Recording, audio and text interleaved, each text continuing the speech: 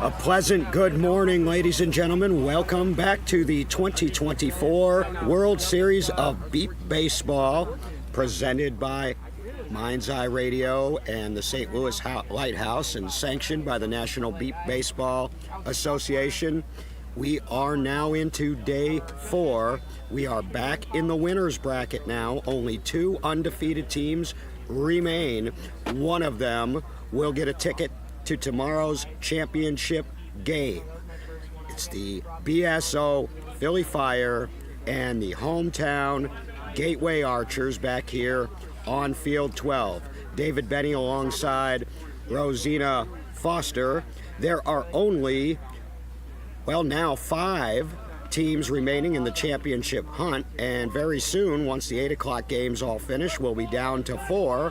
This game is the biggest game that either organization has ever been involved in. Neither team has placed higher than 4th at the World Series. Both of them are now guaranteed a top 3 seed, but both want more. The winner of this game will play for a championship tomorrow. The loser of this game will play again at 2 o'clock this afternoon. Rosina? Our All-Star Club sponsors for this game are IFB Solutions, New View, Oklahoma, and the Ed Fitzpatrick team at Cross Country Mortgage, and you will hear a little bit more about them as the game goes on. We have the Philly Fire on our left third base side wearing their gray jerseys with black, orange, and flame logo on the front. We have the Archers on our right first base side wearing their white jerseys with black and Benny pink is still not logo. wearing pants. They are kneeling down right in front of their bench as the Philly Fire just finished their huddle up on our left with a cheer and a shout coming back to their bench. We don't have very many clouds in the sky. It's fairly clear, but we are starting out with a little bit of a breeze. The grass is dry, and we are ready to play ball. The voice you heard behind me was pitcher for the Philly Fire, Pat Krause, and you mentioned all-star sponsors. There are all-star players on both sides of this field, as you would expect in an undefeated winners bracket final between these two teams. Both teams come in at 6-0 in this World Series. Both ran right through their pool games on Tuesday. The Archers coming out of Pool B and the Fire coming out of Pool D. The Archers then defeated the BCS Outlaws, the New Jersey Titans, to get to this game, and they also got a big win yesterday in our game of the day, 9-8 over the defending champion Indy Edge. The Philly Fire had a little bit of a tougher road as the 4 seed. They had to defeat the pesky Cleveland Scrappers. They then had to beat the Bayou City Heat, which they did, and then an upset win yesterday, knocking off the top seed Indy Thunder to get to this game. Again, neither of these teams have been in a game of this magnitude before. The Philly Fire's highest finish at the World Series was last year. They finished 4th. The Gateway Archers, in just their 4th season, have never finished higher than 7th. One of these two teams will have a leg up on the World Championship in this double elimination, only needing 1 win tomorrow. And just to catch you up on the elimination games from this morning, the Indy Thunder did advance, knocking off the New Jersey Titans easily. The Edge and the Bayou City Heat were still going on, with the Indy Edge winning, but the Heat were storming back, and that game is still going on. As soon as we have updates, we will give them to you. Those two teams from this morning, those two winners, will face each other at 11 o'clock, as well as this game. The loser of this game will have to play the winner of that game to fill out the second spot in the championship. So we are waiting on our official umpire, but meanwhile, Mike Woodard is over here. The teams are wanting to do their coin toss, so he is going to fill in long enough for at least the coin toss here. We have all the captains and the coaches up at home plate right in front of us, huddled around as they get prepared for that coin toss. And just a thank you out there, it does take over 250 beep baseballs to host this World Series, so a special shout out for some sponsors who made those balls possible. Cardinals Care and St. Louis Cardinals, Hannigan Realty, and Major League Baseball's Youth Fantasy Program. And the reason that we are waiting for an umpire is because the game on Field 10, that's the Indy Edge Bayou City Heat game, ran long. There's a lot of runs being scored over there, and the umpire that was assigned for this game is still over at that game, so we'll see what happens there. But meanwhile, you're going to see it all in this game. If you want speed, you got it, with Mark Morris and Ethan Johnston and Ricky Castaneda from the Archers, and Casey Kraus, Justin Rhines, Tyler Rodriguez, Nick Silver from the Fire. If you want power, we can do that too. Justin Howland and David Smith from the Archers, John Margis, Scott Hogwood and company from the Fire. If you want defense, we can give you a little bit of that too. Tyler Rodriguez has been on fire for the Fire, still playing that short left position, at least he was as of yesterday. Casey Kraus is back in the lineup on both sides of the ball. And then, of course, on the other side, we saw what Justin Howland did in deep left yesterday. It was a big part of the Archers' win over the Edge. And, of course, Mark Morris, the two-way superstar. He will be a big part of this game for the Archers. The pitching matchup, an interesting one. Two newer faces to beat baseball, but you wouldn't know it to watch them pitch. Mike Curtis for the Archers and Pat Kraus for the Philly Fire. These teams have met once this year. It was way back on June 2nd in Indianapolis in the ISC televised championship game. The Gateway Archers that day won convincingly, getting out to a fast start and putting up 18 runs in the first 2 innings against the Fire, who were a little undermanned in that tournament, and the Archers ended up rolling to victory there. But this is a new day, this is a new game, and this is for the right to play tomorrow as you hear the Archers on the first base line. Rev it up. So we did just finish the coin toss. Jaden Price did just make his way over here. I don't know if he got a replacement at his previous game or they ended, but he has arrived. Philly has won the coin toss. I'm assuming they will go out to the field as the home team. We have Mike Woodard out here as well. We saw him ump our second game of the day way back on Tuesday, and a tough game involving the Bayou City Heat and Boston Renegades. Mike's been around all over the place at different fields doing different games. They're going to have multiple umpires on this game now. Going forward, you're going to have NBBA official certified umpires on these fields because these games now are extremely, extremely important to the outcome of this World Series. So you already have Mike Curtis for the Archers preparing to head to the field to set in his pitcher's mound area as the Philly Fire are going to head out onto the field to defend with some top-notch defense. And as we were talking about some of those sponsors earlier, what about IFB Solutions? Are you seeking a job or looking to build your ideal workforce? IFB Solutions is here to help.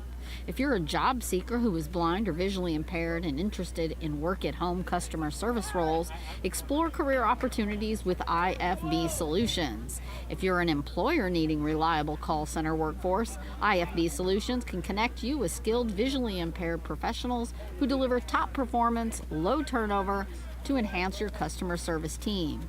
Job seekers, please email Brent Burkholder at careers@ifbsolutions.org or call 336-245-5611. Employers, contact Shannon Satterfield at 336-618-0115. And we are tossing out the first ball to Mike Curtis to prepare for the first pitch of this game. And as the Archers come to bat under head coach Orlando Gonzalez, their starting lineup looks like this. Mark Morris will lead it off. Justin Holland will bat second, followed by David Smith batting third. Batting fourth, it appears we'll have Richie Crussell with Kyle Bora as his designated fielder, Ethan Johnston batting fifth, and Ricky Castaneda will round it out. That was the same starting batting order anyway that the Archers used in their victory over the Edge yesterday to get to this game. Going to check first base here as we got that first base check. Going to adjust. Mark Morris is at the plate, ready to go. Just going to adjust the speaker inside first base. Huge crowd out for this one here. There is quite a bit of people behind us sitting in chairs and more up in the pavilion. Tyler pointing at the bases out in the field as he casually shifts weight from one foot to the other.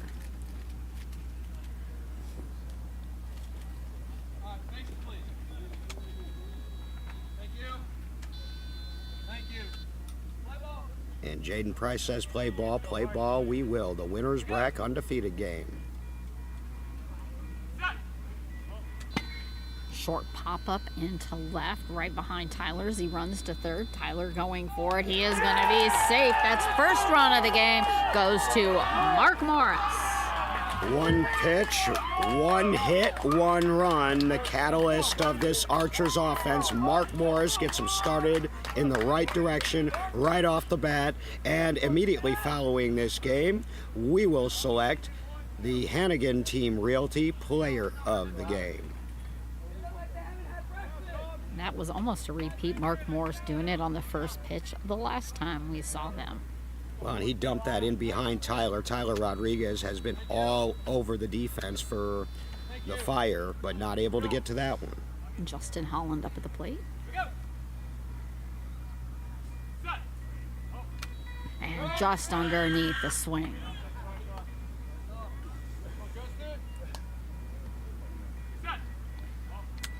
And just coming right back and catching Cam's legs as he stands at the plate camera. Mike telling Justin to open up a hair. And a pop fly into mid-deep center as he runs for third. They're scrambling for that John. No, it's going to be a no. Oh no, they're calling that out. 17 mid. That was John Margis for the Fire. That was a bang play. We had to wait. Both sidelines thought that they had gotten the upper hand there. But, you know, those close calls a lot of times will go to the fielder because the rules in our game are the opposite of Major League Baseball, where the tie goes to the runner and beat ball tie goes to the fielder. So if it's too close, the umpire will a lot of times give the defense the benefit of the doubt. 1 out, 1 in, just getting going, top of the first. Archers and Fire in the Friday undefeated winners bracket final. And dropped that ball right behind Scott Hogwood. John Margis running right up there, double conferring with third base. Now coming back over to first to make sure that call is correct.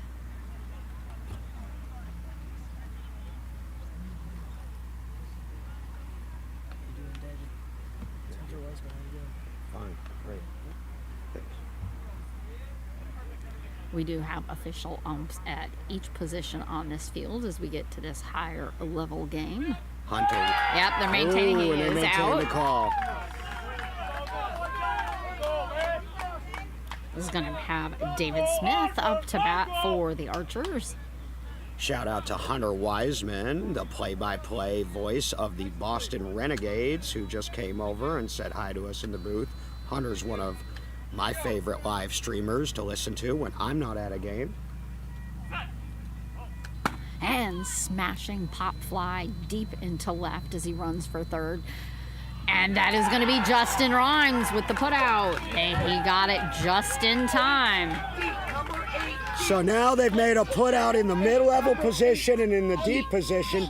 Justin Rhymes is a heartbreaker in left field, one of the best in the business, and that was a shot by D. Smith. Good hit, better play, and this is exactly what you expect to see in a game like this.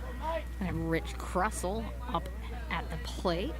Mike coming up to confer with Jaden. Jaden using his hands to show how the ball is held and explain a little bit more to Mike as he then comes up to home plate.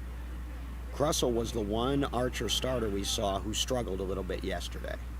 We'll see if they can get him going. He was on fire earlier this season.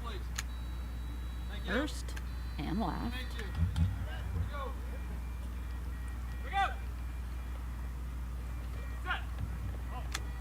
And just rolling off the top of the bat. Right.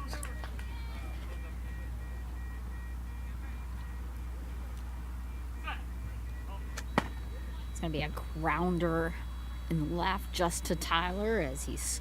Oh, he fumbled with it. Oh, he's going to be safe. Tyler's quite fumbling with that, not able to get it in the air. A run for the Archers, giving them 2. Tyler Rodriguez, a sure-handed fielder, no question, but he had to go over there toward the line, didn't he, Rosina? He Quite did. a way. It was pretty close to the line. And sometimes when you have to go that far and you're trying to pick up a ball real fast, you know, as a defender, in your head there's this ticking clock. You know that the runner is hauling it to the base, and sometimes you try to pick it up too quickly, or that would have been a tough play for him. As Ethan Johnston, as we're double checking again first, it seems to keep adjusting inside the foam on first base. 2 runs in, 2 outs, top of the first. Runs by Morris and Crussell. Defensive plays in this inning by Margis and Rhymes. Jaden coming back from first.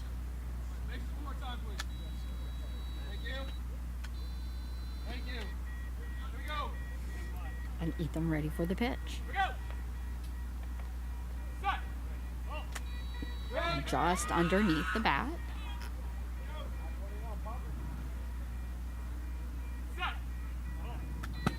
Pop up mid right. Casey Krause over there on top of that. He's got it. Casey Krause crushed that, man, and that's the end of the inning. 3 putouts from 3 different positions on the Fire defense. 2 in for the Archers. 2-0 Fire coming up in the bottom of the first. Philly making their way in as the Archers huddle before they head out into the field. And we're going to start off with Justin Rhymes for the Fire.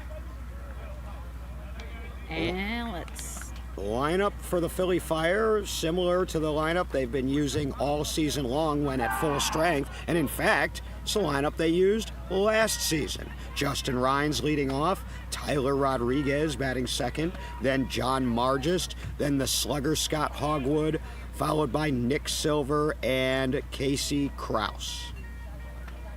Pat Krause, the pitcher for the Philly Fire.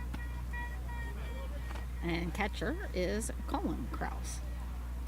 Pat Krause fibbed you earlier. I am indeed wearing pants and a polo. Very comfortable today. More, I'd say it's cooler out here now than it was yesterday. Cooler than it was yesterday, absolutely. And I'm hoping that at least through this game we don't have the road noise. Knock on wood. I was thinking the same thing, Rosie, and I haven't heard it yet. It hasn't been a big problem. I think that's going to come more into play in the next game. We do have Justin just up off of home plate, stretching the bat up over his head as there's a couple practice tosses by Pat.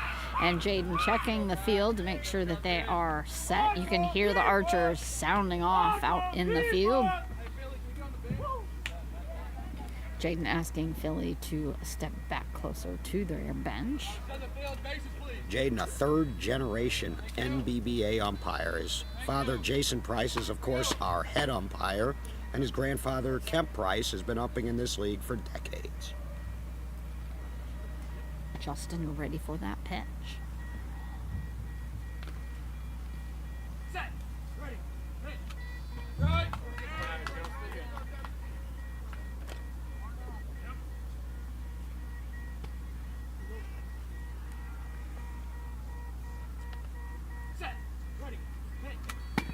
Bouncing grounder short and to left. Mark's going to come up on that as he runs to first. And Mark with that put out. Mark Morris. We mentioned Mark Morris at the open. He's going to have to come up big for the Archers today, and so far he's got the first run of the game and the first put out of the game for Gateway. He's going to have Tyler Rodriguez up for the Fire with a bright neon orange headband.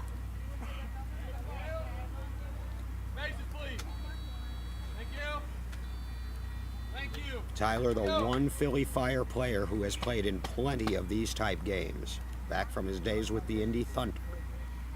5 world championships with the Thunder. Just over the swing. And he has played like a champion, not only this week, but all year long. Really put his team on his back. Time. Rhines was hurt earlier this year and didn't come back until late June. Casey Krause got banged up in Bolingbrook. He missed some time. John Margist had some stuff going on, and there was Tyler Rodriguez just carrying his team all the way to today.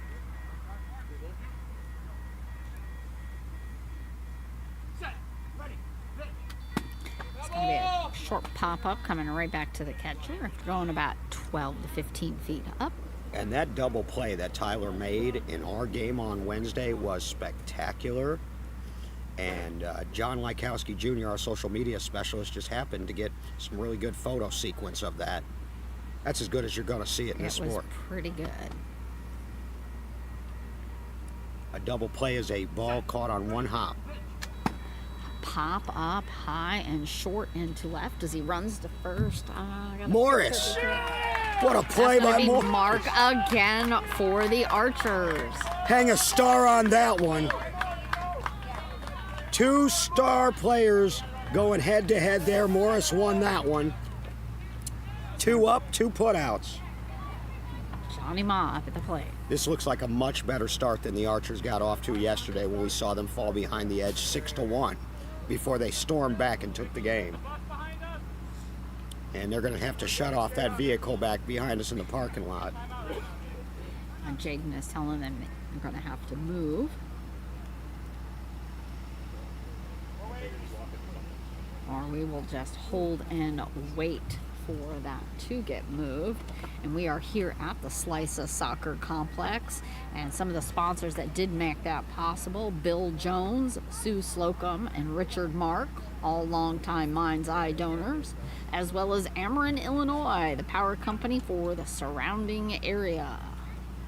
Thank you to those for making this possible at the Slica complex. It's personal to me because Amron's my power company here, 2 hours east of here where I live in downstate Illinois, and they've never failed me with my lights. Not that I need lights. You might want heat. Heat and other forms of electricity. Speaking of heat, we are waiting for an update on the Bayou City Heat Indy Edge game, which was still going on when this game began. The winner of that game will face the Indy Thunder, and the winner of that game will play the loser of this one at 2 o'clock. We will have that one for you as well, whoever it may be. Hey, quit talking to him. And it sounds like he's starting to gear up to move the bus out of the way. There's a few hazy clouds starting up on the horizon, streaked white and blue, but we are getting a gentle breeze and definitely cooler than yesterday at this time of the day. Johnny Moss stepping back up to home plate as Jaden's checking the field. First. It's kind of faint here. I have to keep checking first. We keep struggling to get a good loud buzz. We have Ethan Johnson out in the field calling a time for the plane. Planes, trains, and automobiles here in the bottom of the first. Buzzing first base has been struggling. And it looks like that game must be over because Missy has made her way. Well, good. We can get a score report from her when she gets here. It was 24 edge. Okay, so the Edge did end up pulling away again and winning that game rather convincingly, so it will be an all-Indy matchup. The loser of that game will finish 4th place in the tournament, and the winner will play this afternoon. How about that? Indy versus Indy. That ought to be an intense one, but right here, this is the big one. Winner was in the championship game. You just do this until maybe the end of it. I'm not here. And just underneath the swing, Pat with a red cap and face mask. Set. Ready. And just barely underneath the swing.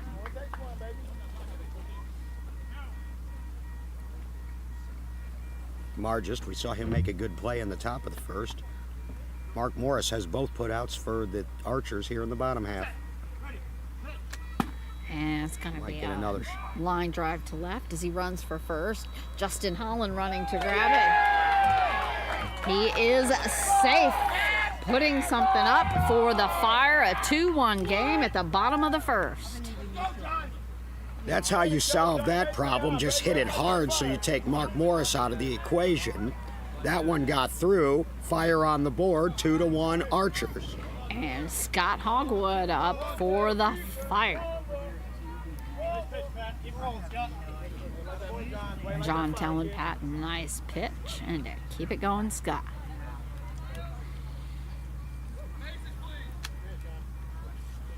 Nothing. First base again struggling.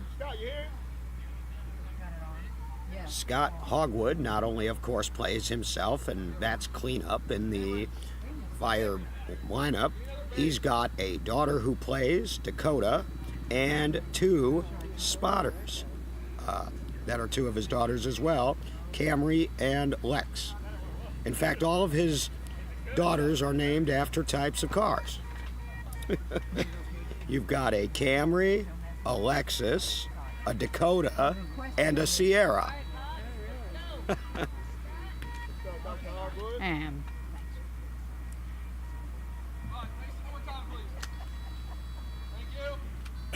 and that base check is good and ready. They are bringing another base around to have that ready at first.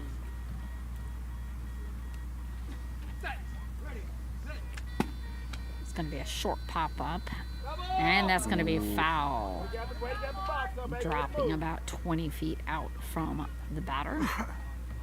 Hogwood didn't want that. That's not his game. Short pop-ups. He won't beat those out. What he will do is bang it over your head when he gets a good one. And make you chase the ball while he's busy getting to the base Chasing and the scoring. base. Yep. Scott back up at home plate. He's a big man. That's for sure. Certainly no slouch getting to the base, though. Might not be as fast as some of the others, but no slouch. No, but when he does hit that base, he hits it with some force. Quick rotating of the head before bringing the bat back up over the shoulder. Set. Ready. Sit. And just over the outer edge of the bat.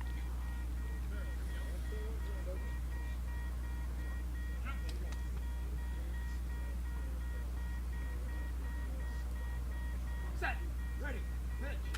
And a line drive to the left, rolling up. Mark slowing it down, and What he's a got play! it. Oh, just put the World Series on his shoulders. Mark Morris with all 3 putouts in the inning. That one wasn't easy, Rosina. That was not. I thought it was going to roll past. He slowed it down with his legs, leaned over, and grabbed a hold of it before it got further away. Mark Morris, 3 outs for the Archers, bringing them back in for another round at the top of the second. And how about that? New View, Oklahoma. It's not what you can see, it's what you can be. They've been empowering individuals who are blind or have low vision since 1949, maximizing their opportunities for independence through all stages of life. They accomplish this in 3 primary ways: comprehensive clinics and low vision services, meaningful employment opportunities, and engaging community programs. Please, it's not what you can see, it's what you can be. For more information, visit online at nvoklahoma.org. And I was able to confirm last evening that New View will be hosting another Sooner State Invitational Tournament next spring. We don't have the dates yet, but we know it will happen. Thank you, New View. Ricky Castaneda up for the Archers, as we do have the check from the field. And first and third as Tyler hops up and down out in the left. And Ricky bringing the bat up over the shoulder. It's going to be a bouncing grounder just barely past Mike as he runs for first. Foot race. Yep, And he is out. So close. That was Tyler Rodriguez with the out. So that superstar short tandem of Rodriguez and Kraus, each of them now has a putout. And that's 1 out and back to the top of the order for the Archers, leading 2-1 in the top of the second. This is certainly a better start for the Philly Fire than we saw the last time these 2 teams played, when the Archers won and it was never close. We have time going on out here. Looks like Casey is holding a knee. Oof, it's been a shoulder all year. It looks like he's holding it off. And with all that defense out there Mark Morris has put up, it's no wonder that as he stands at the plate, he has grass stains all up and down his white pants. He's 1 for 1 already with 3 putouts. I'd say right now he's the leading candidate for the Hannigan Team Realty Player of the Game. We gave that to Ricky Castaneda in our big one yesterday. How big was he at the bottom of that order? Came up twice with 2 outs and twice delivered. Mark Morris is his bookend at the top of the order. It's almost like having 2 leadoff men. It's amazing. So Pat has come back from checking on Casey Kraus. Thank you. Thank you. Here we go. All right, here we go.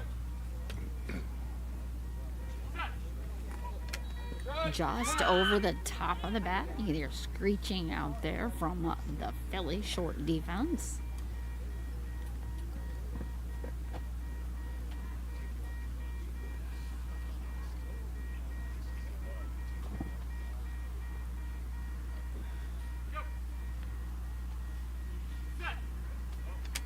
And short pop-up coming foul over to our right.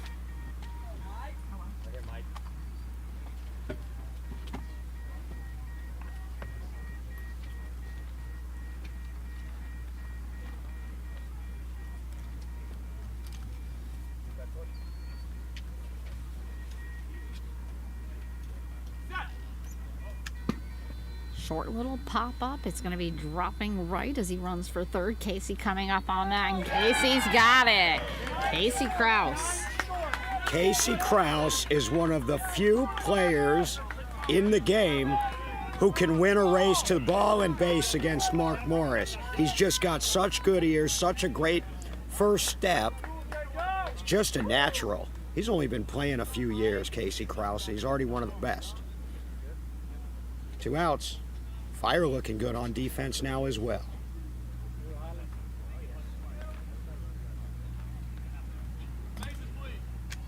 Give that base check. This is Justin Holland with his red, white, and blue camouflage arm sleeves. Holland put out by Margist his first time out. Oh, just catching a tick on the edge of that, rolling back. The crowd behind us is getting a little bit bigger. Time for that airplane. There are only 2 other games going on right now. Well, one of them hasn't started. The 5th, 6th place game is about to get started. That's going to be the Bayou City Heat and New Jersey Titans. That is a placement game from the 2 teams that lost the elimination games this morning. And then the Indy Edge and Indy Thunder are about to square off to see who can survive and advance to the elimination bracket final this afternoon against the loser of this game. Everything else is wrapped up.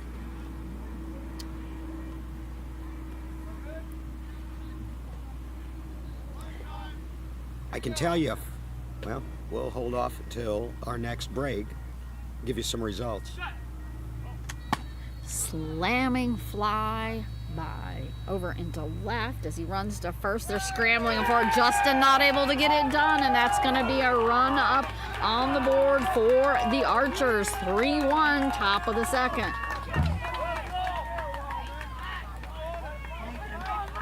Holland with his second good hit of the game. He was picked his first time, not that time. He's fairly consistent with landing it out there in that area. Gonna have David Smith up for the Archers. Jaden's gonna check the field. That David Smith went out to Justin Rhines last time, and Justin Rhines put him out.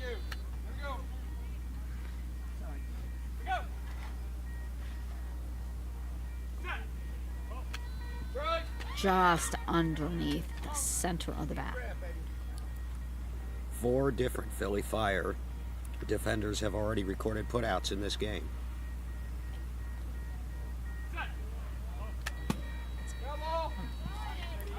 Popping straight up. Yeah, the Philly Fire are definitely on fire defensively.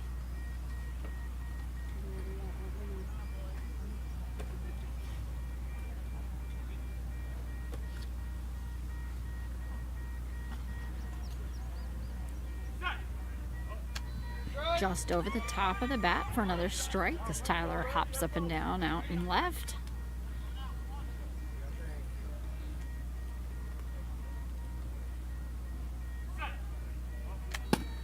High pop up. It's going to be short left That's as he tough, runs Morris. to first. Tyler coming up on him, and Tyler he's at almost the got it. base. That was tough for Rodriguez. I don't know what more he could have done with that one. It was in the air for a long time. Nice base run by David Smith. That was beautifully placed. Tyler was there for it by the time it came down, but David was already there. Rich Kressel up at the plate. Well, we mentioned that 4 different Fire defenders have made putouts already. Well, that's the 4th different Archers player to score a run. It's 4-1, top of the second, still 2 outs.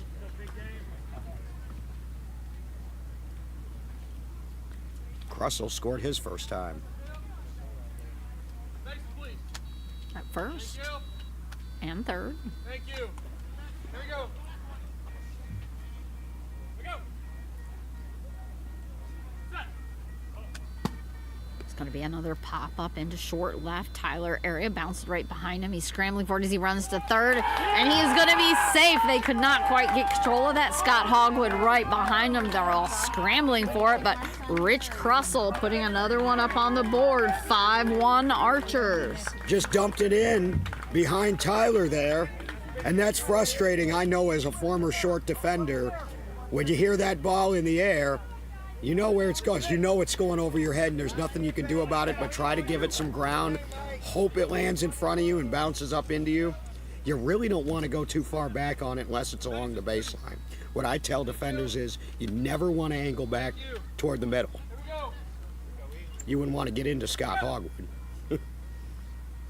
Here's Ethan Johnston. Catching right over to Jaden. So we talked about Crussell struggling a little bit yesterday. Struck out his first 2 times up in that game against the Edge yesterday. Well, he scored his first 2 times up today, so it looks like they fixed that. Pop up high and mid and right as he runs to first. Scott Hogwood coming over to back up Casey, but it's going to be another run for the Archers. 3 balls in a row that have been in the air, too. They are working for those pop-ups and get down to that base. Ricky Castaneda up. Make that 5 Archers now who have scored. Ricky is the only one now getting his second at bat. So as we are about to be 2 times through the order, Ricky can make all 6 of them in the scoring column if he can score here. He was put out to start this inning by Casey Krause. Thank you. By Tyler Rodriguez, I'm Say sorry. bye, Tyler. Krause put out Morris.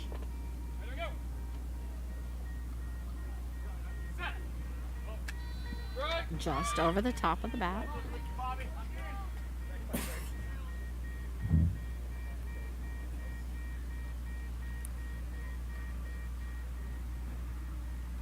Mike telling the catcher to drop his mitt just a hair. Set. Ball. Strike. Just over the top of the bat.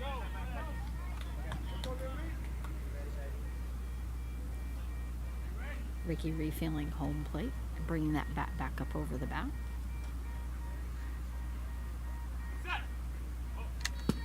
Short little pop up, that's going to be foul, dropping at Mike Curtis's feet. Jaden using his foot to flip that ball back up to Mike Curtis's mitt.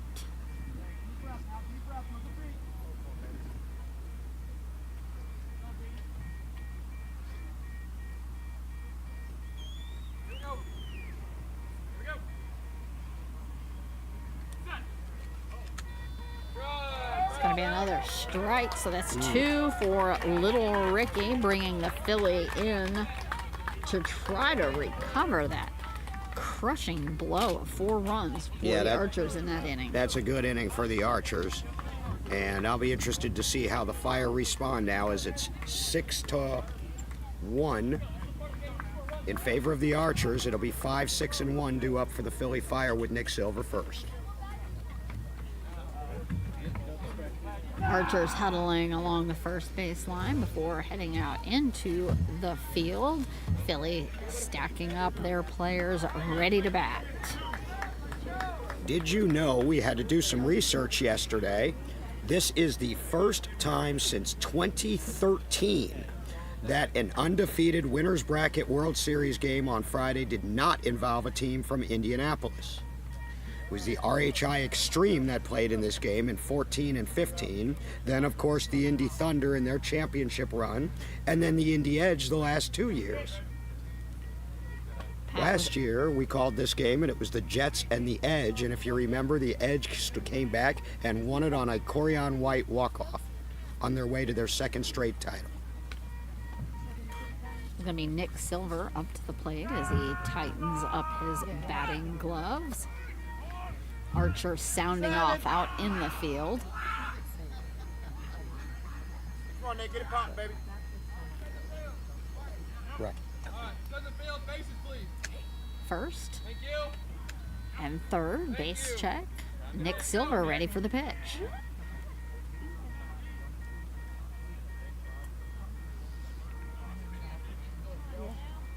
Pat Krause giving Nick some instruction.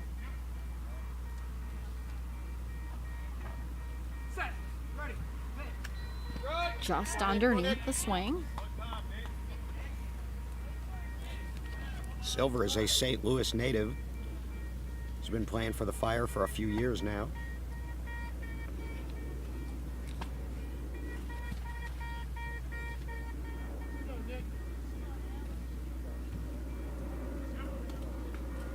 And they're going to get time for this plane, no Hold for doubt. this plane.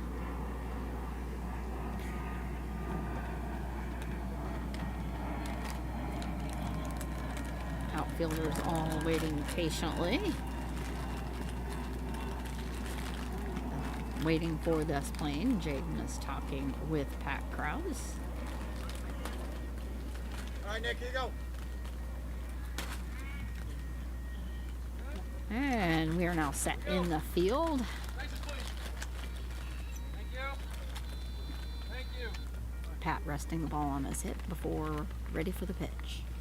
Set. Ready. Hit it. And it's going to be a little grounder over in the left. Mark going to come up as he runs to first. Mark on top of Yeah. that. And he's got it. Mark Morris once again for the Archers. He's Mark. dominating their defense. 4 for 4, but they're hitting balls on the ground to him. Had to come up on that one, but that's easy. Mark Morris will make that play every time in his sleep with one hand behind his back, maybe even. Casey Krause up to the plate. Bright neon orange headband and orange and yellow batting gloves as he waits at ease at home plate. Jaden chasing a bug away. Bases, please. Checking first, third. Thank you. Here we go.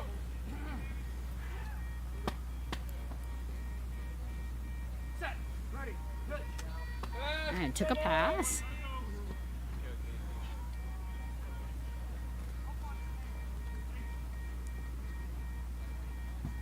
Set. Ready. Hit. And just over the top of the bat. Casey hopping up and down.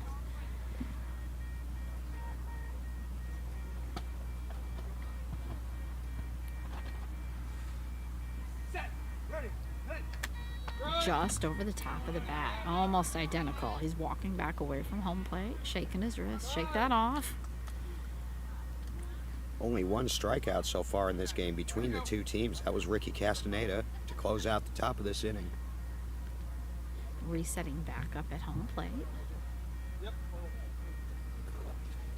And exhale.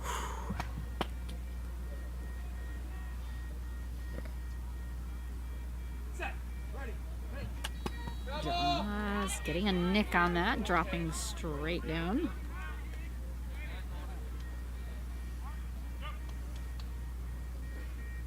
The outfielder's telling Mark, be ready.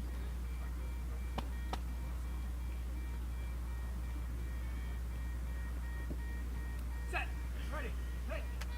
And Struck that him ball was out. a little on the outside. Casey kind of tossing the bat away from him as he walks back to the bench, bringing Justin Rhines up to the plate. And now this becomes an important at-bat here with 2 outs in the bottom of the second. The Archers scored 4 in the top half. The last thing you want is a goose egg here if you're the Philly Fire. Definite frustration there from Casey. And Wow. shake that off. Justin Rhines back to the plate. Casey is super competitive, and he's really been a warrior this week. He was banged up, is banged up, and playing through it. He's never happy about a strikeout. Here's Justin Rhines. Morris put him out. Set. Ready. Hit. It's going to be a bouncing grounder into left, just past Mark as he runs to first. Justin Holland cupping on it, and I believe they're going to call that out. That is out. Justin Holland. Holland, he picked up Morris there. That was a shot. Morris tried to get down on it. It went by him. Holland had his back. And 1, 2, 3 wow, inning. No runs for the Fire that inning as we head to the top of the third. Danger time now for the Philly Fire as the Archers will have the top of their lineup due up. Morris, Holland, and Smith already leading by 5.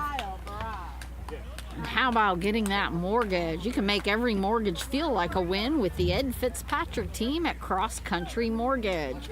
Navigating the mortgage process doesn't have to be overwhelming. When you work with Cross Country Mortgage CCM, you'll collaborate closely with a licensed professional who'll make sure that you get the mortgage you deserve.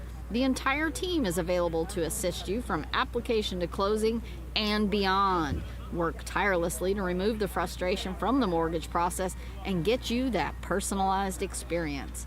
Get in touch with Beat Baseball fan and loan advisor Ed at ed.fitz@ccm.com. Speaking of that Defense by Mark Morris. He is up to the plate for the Archers as the fire sounds off out in the field.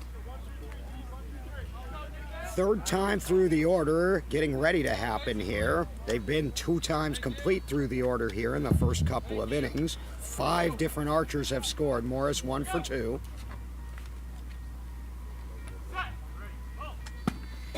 Nice pop up deep into left as he runs for third. Justin over there, and he has that. Justin Rhines. Rhines only had a few seconds to make that play with Mark Morris steaming toward third. Number 8 in left field. He is a heartbreaker, Justin Rhines. It's his second big one he's made.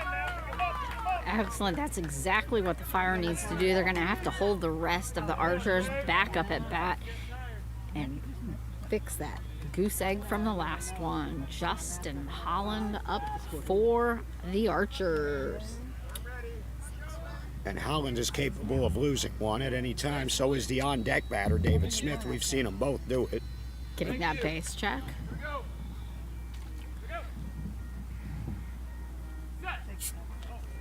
And a super hard foul deep into left.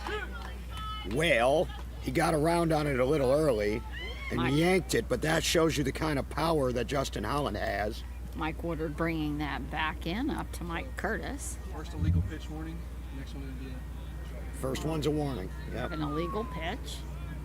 Warning. I'm going to time for this playing. While we have this timeout, you might want to go over that illegal pitch. So that rule was just implemented this year. It passed last year at the General Assembly. There now is a line. The pitcher is required to say pitch no later than the ball getting halfway to the plate. In other words, he's got to say it before the ball crosses that 10-foot line in the judgment of the umpire. Otherwise, it's an illegal pitch, which is a warning the first time and a strike against the batter subsequent times. This is only the second time I've seen it called this week in any game. Just getting a nick on that, dropping straight down.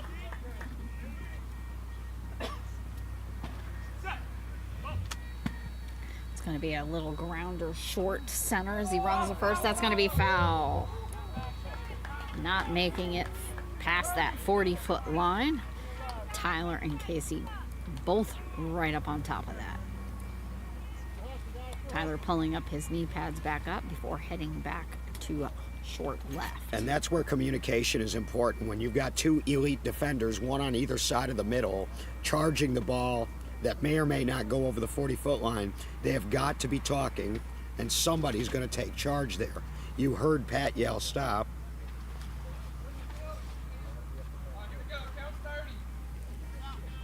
Justin back at the plate.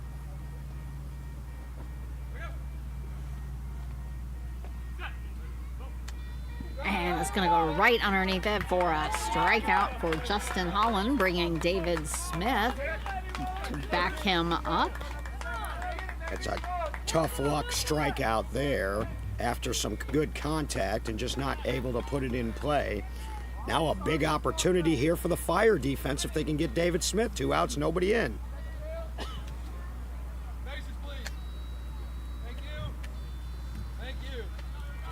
Smith jacked 3 home runs at last year's World Series. He doesn't have one yet here. Just a little early and going under the bat. We did see another home run this morning. Guess which team? Edge. It's their 3rd of the series as a team. Edge? Nope. How about Fonzie Medrano of the Fonzie Heat pitching again. one to Noah Fenney, his big He 18-year-old did rookie. get it. So now that's 3 different Heat players who have homered at this World Series. Fonzie has chucked 3 of the 4 home run balls. The other one was by an Edge player, Caleb Wright. And it's going to be underneath the bat. That's got to feel good for Fonzie. The home run came against the Edge earlier today, unfortunately, in a losing cause for the Heat, who are playing for 5th.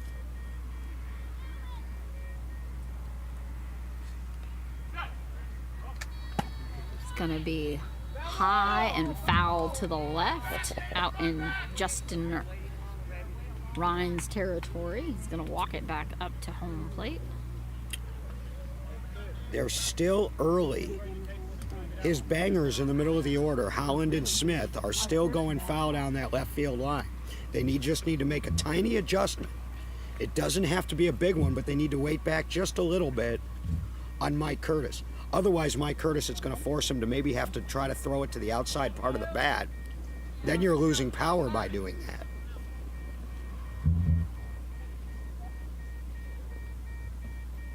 Bat up over the shoulder. And just underneath, that's going to be another strikeout. The Fire holding the Archers like the Archers just held them as we move to the bottom of the third. Still a 6-1 game. 2, 3, and 4 due up for the Philly Fire. Tyler Rodriguez, John Margist, and Scott Hogwood as they look to make a dent in a 5-run deficit. Colin coming out with his bucket behind home plate as Pat heads to the pitcher's mound while the Fire huddles up on the left. Captain John having a quick pep talk over there with some of the players before putting their hands into the center. And the Archers heading out to the field. Well, we can tell you that the Braille Bandits of Palm Beach County won their first game at the World Series here as they won the 19th place game over the SGV Panthers 2-1. Unfortunately, the Panthers didn't win a game at this World Series. The Boston Strong beat the Sirens for 17th. Both of those teams got their first ever wins yesterday. It appears the Minnesota Millers will finish 15th with a win over the BCS Outlaws. The highlight of the Outlaws tournament, though, came on Wednesday when Hillary Oswalt walked one off in a win over, who'd they beat? The Strong. The Strong. On a 5-4 game, which was exciting. Sounding off by the Archers in the field. A little bit more of a breeze picking up, and some of those clouds are making their way up higher in the sky for a delightful bit of filtered sunlight today. Perfect baseball weather. Tyler aiming at first and third as the base checks go off. And exhale.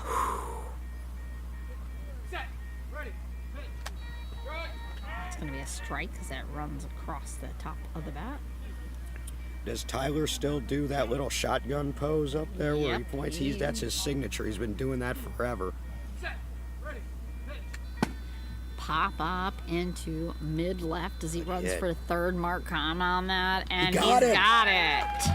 It's going to be a put out for Mark Morris, completely dominating that left field defensively. 5 putouts now for Morris in the first 2+ innings, and that one was in the air for a little while. So the Archers have 6 putouts as a team. Morris has 5 of them. John Margis up for the Fire. They're He going to has- have to get it away from Mark Morris. Yeah, they need to try to go to right field a little bit. Not that I'm saying it's easy over there with Castaneda and Ethan Johnston, but you got to get it away from Mark Morris because he's red hot. Margist has the lone Philly Fire run, scored it back in the first. Have a time for playing.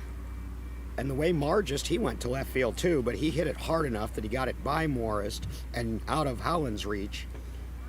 They could use a run from him now here. Ready for that pitch as he feels the front of home plate. Stepping back, squaring up, and bringing the bat up over the shoulder. Margist was an all-star showcase participant last year and the year before. And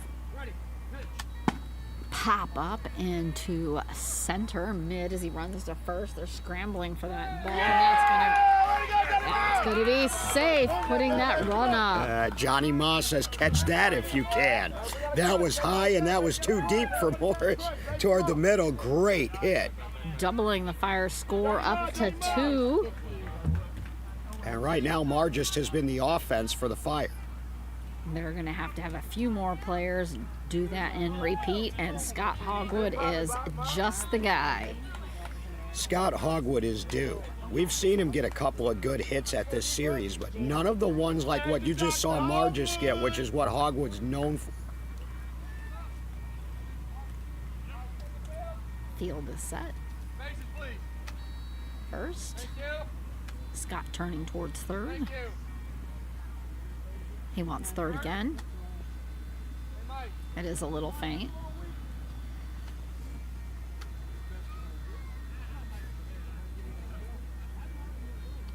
If we have updates from the games, other games going on, especially that Edge Thunder game, we will pass them Bases, along. time, please. Thank you. And third is definitely stronger there. Adjusted inside. Scott pointing his bat at Pat before bringing it up over the shoulder. Set. Ready. Pitch. It's going to be a bouncing grounder along left, just barely inside the line as he runs for first. Mark over there, and he's got it. Mark Morris completely decimating their batting into left. And it's not all been the same type of play. There's been pop-ups, there's been balls where he's had to move over to the line, there's been hard ones right at him. Mark Morris doing it in multiple ways, and only one run on the board for the Fire. Don't blink, you're gonna miss something here, folks. We're already halfway through this game. It's 6-2, Gateway. Nick Silver up to bat. I'm sorry, there's 2 outs in the inning. I was a little bit premature there. 2 outs. Bases, please. 2 outs in the inning. 6-2 is in fact the score, though. Come on, Nick. Roll on 2. Bring me up, kid. Nick won't let me live that down. I called him out prematurely. Let's see if he can score here. Casey Krause would be next. Set. Ready. Pitch. High pop up, echoing, dropping dead center middle as he runs for first. And he is safe. Got there just milliseconds before Ricky Castanet had that up off the ground. Now only a 3-run game, 6-3 Archers, bottom of the third, Casey Krause. Oh, we're conferring. Bang, bang call. Speed kills, and Nick Silver still has it. He beat that out. Now a huge at-bat here for Casey Krause at the bottom of the order. Kept it away from Mark and got a run. First multi-run inning for the Fire today, as they've scored 2 now here in the third. They're appealing it, and we're saying they're saying has been checking the. well, they're talking about it. They're saying that the ruling on the field was out. I didn't hear the umpire make a call. I went with yours. You know what you saw. He's reconferring with all the umps right now. He's just finishing up with Jordan. This is his last check, so we will find out here. Your eyes did not deceive you, Rosina Foster. You called it safe, and they confirmed the call.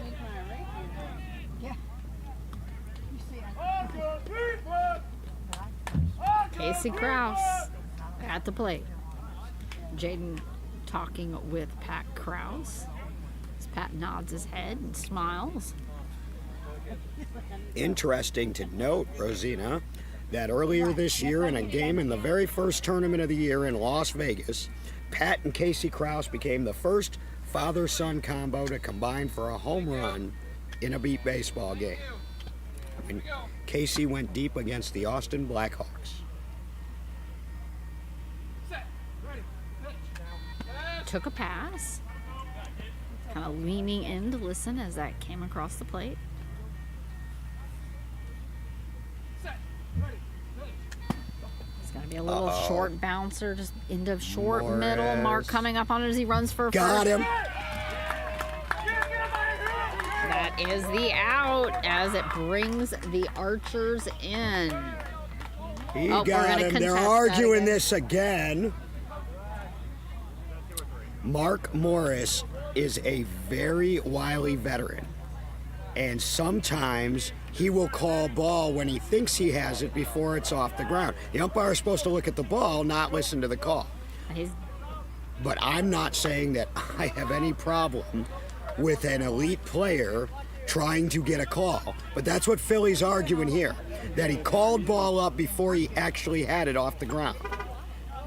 Who do you think he learned that from? I'll give you one guess.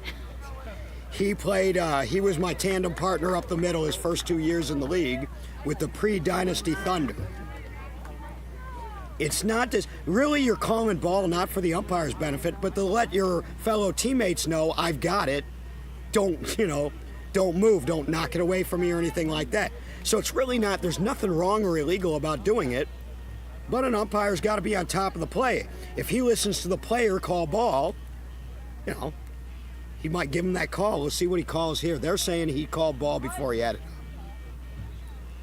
Yeah, Philly out, making their way out into the field and setting it up. So they're going with that call. Good job, Mark Morris now with IFB 7. Solutions. If you're seeking a job or looking to build your ideal workforce, contact careers@ifbsolutions.org or S. Satterfield at ifbsolutions.org. That's IFB Solutions. Contact them today. So what did you see on that play? Could you tell whether Mark had it up before he hit the base? It looked like he had it up. That's what I would have gone with. We have a field. We are ready. Rich Crussell. Mark Morris now with 7 putouts. It's going to be a strike as that goes over the bat.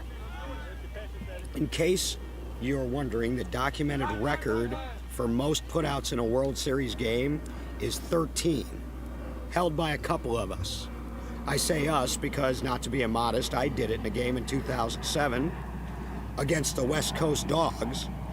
In a game we were winning going into the bottom of the 6th and lost our lead and gave it away. Waiting for that plane overhead. They're saying untime, but Jaden is talking with Mike Curtis out at the pitcher's mound.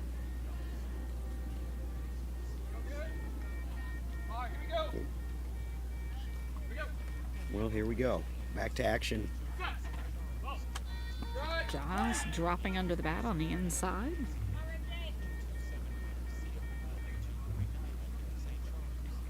Tell him to back off and open up a little towards him. Just over the top of the bat.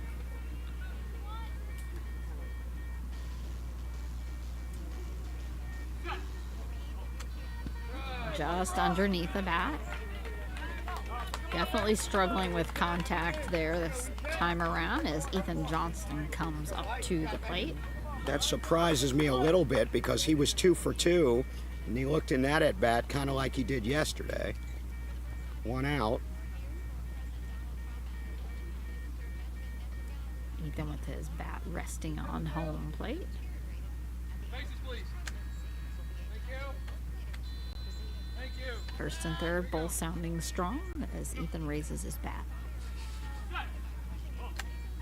It's going to be a grounder, just trying to get past Tyler, bouncing over him as he runs to first. Tyler recovering that and out.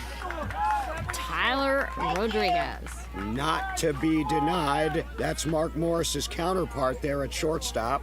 Tyler Rodriguez quickly 2 up now and 2 down for the Archers. And the only starter who hasn't scored yet, Ricky Castaneda, try to turn the lineup here. What you don't want to do is let the Philly Fire creep back any closer because they have the last at-bats in this game. Have a close airplane as Ricky waits at home plate. This is a 6-3 game. Archers and Ricky Castaneda itching to get his add to the board. Tyler hopping up and down out there in short left. Faces, please. 4 strikeouts now by my count for Mike Curtis and the Archers. That's not a number they want in 4 innings.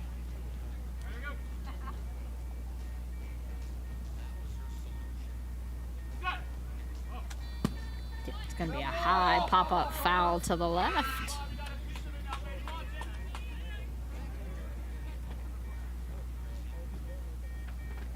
A banshee scream out there, I believe, from Casey Krause when that was called foul. Castaneda, the multi-sport athlete, Team USA blind soccer player. They're working toward the Paralympics in 2028. Gonna be a short pop up over into left as he runs to first. Casey itching just out of his fingers, but they. Oh, this we're gonna have to check. Jaden is saying safe. Run there. Ricky gets his run.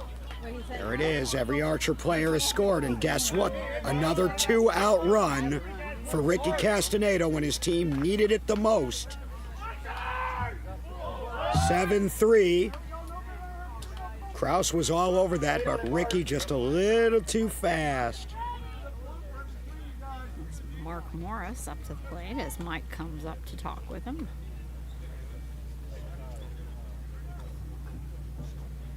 So every Archer player now, 3 times through the order, has 1 run, except for Rich Crussell, who's got 2. And that's where you get your 7. Faces, please. Thank you. Thank you.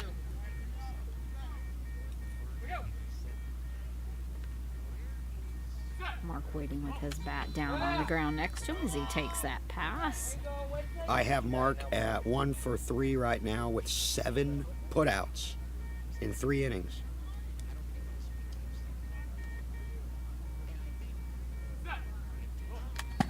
And it's going to be a pop up just behind Tyler and left as he play. runs to first. Justin trying to grab it, but he's going to be safe.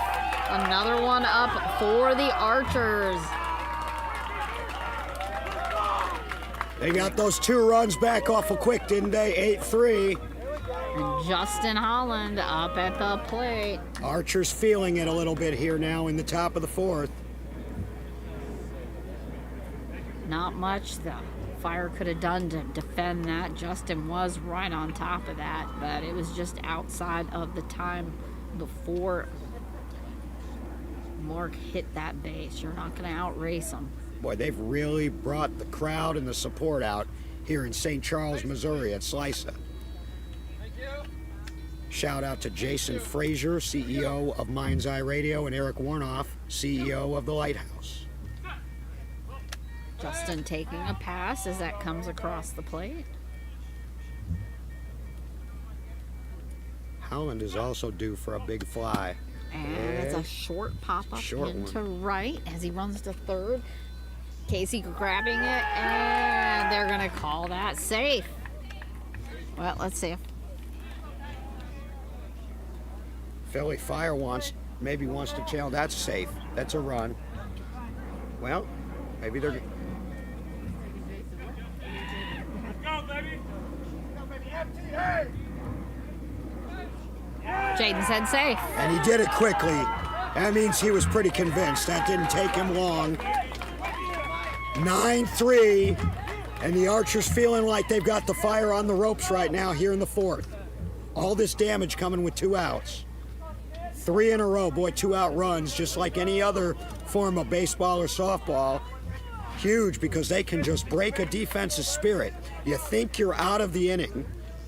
You have a close play go against you, and the next thing you know, the top of the lineup starts rolling and the runs are coming in. Base check for David Smith. D. Smith.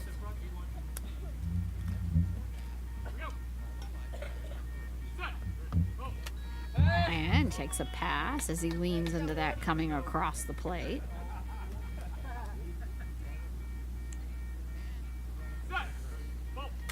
And rolling off the top of the bat back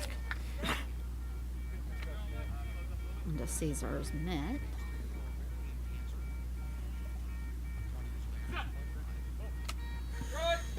It's going to be a strike. We have a time for a plane. And Tyler's already called on time.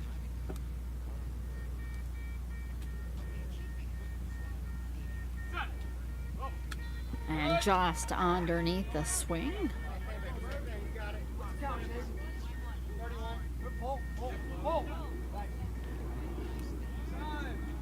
And another time.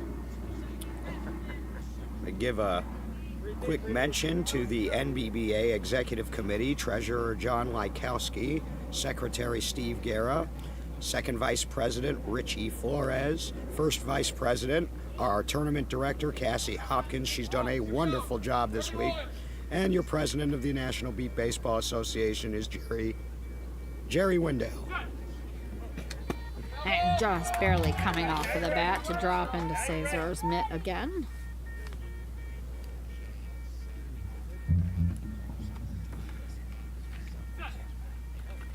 And it's going to be a grounder over to the left straight to Tyler, though, and he just easily just lays down and grabs that ball for an out for the Fire to bring them back to recover this loss. They are slow coming in off the field, but the Philly bench is up to greet them at the line. Clap hands, let's go, shake it off. Let's get on top of this as the Archers are going to huddle up on the right before heading out to try to maintain the same defense that they have been absolutely dominating, specifically Mark Morris. 3 on the board for the Archers in that inning, so they've got their largest lead of the game right now at 9-3. Fire are home. They've still got half a game to work with here, but they need an answer. They are preparing to take the field. We have a huddle up of umps with Jason Price as well over on our third base side with Mike, Jordan, and Jaden. And the other umps heading that way. They're discussing dinner plans out there. No, I don't think so. I think... not with Jason Price out there. No. I think they're going over some calls. Well, and remember that new 10-foot pitching line has come into play in this game. Fire have finished their huddle up and shout off a little bit quieter than last time when they headed out there. And we do have a random ball up here at the scorekeeper's table that's had its pin bumped a little bit and has a weak, sick sound emanating from it randomly. Yeah, we've got a wayward ball here, and that is not a good one either. They ought to just chuck it in the parking lot, but not toward any cars. Let it roll under a van or something. I can't hold it and run base. This is it. Might have to have somebody run that ball up out of. And Throw it John back to- Lekowski taking a care of that ball for us. Thank you, John. Just throw it back to Cassie. She's only about, maybe 100 feet behind us in the headquarters tent as we play here at Field 12 at Slica Complex here in St. Charles, Missouri. And I thank you for all those sponsors who helped us secure the Slica Complex. Bill Jones, Sue Slocum, Richard Mark, all longtime Mind's Eye donors, and Ameren Illinois Power Company for this surrounding area. Without their help, might not have had this wonderful Slica Complex. Bottom half of the fourth and bottom half of the Philly Fire batting order. Scott Hogwood leading it off. I know we have Justin I'm sorry, we're back at Rhines. the top. Justin Rhines. Let me flip my roster. Boy, I love having Rosina Foster next to me for play-by-play. And it's going to be a short pop up into short left. It's going to be foul, not quite fair. Justin already almost to third base. So it'll be Rhines, Rodriguez, and Margis due up. Margis and Silver have the runs today for the Fire. Justin coming up quite casually there.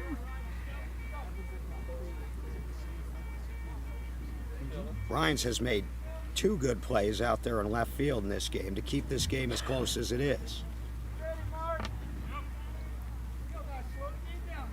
Pat saying slow this down.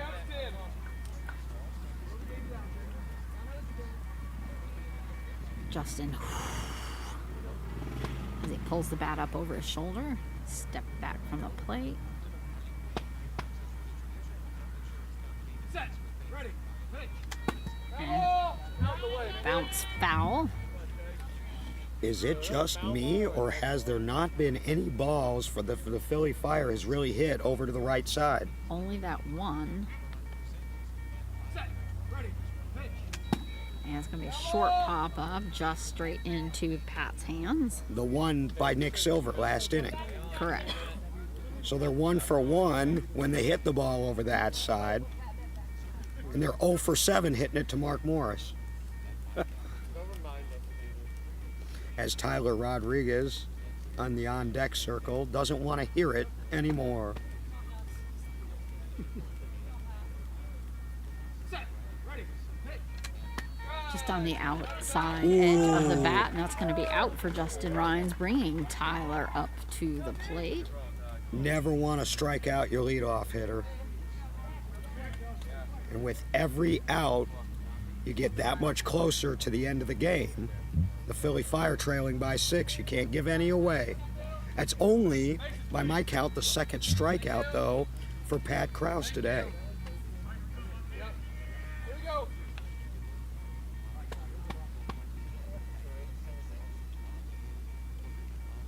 Set. Ready. Pitch. It's going to be a grounder into short left as he runs for first. Morris. And he's got it. Mark Morris again.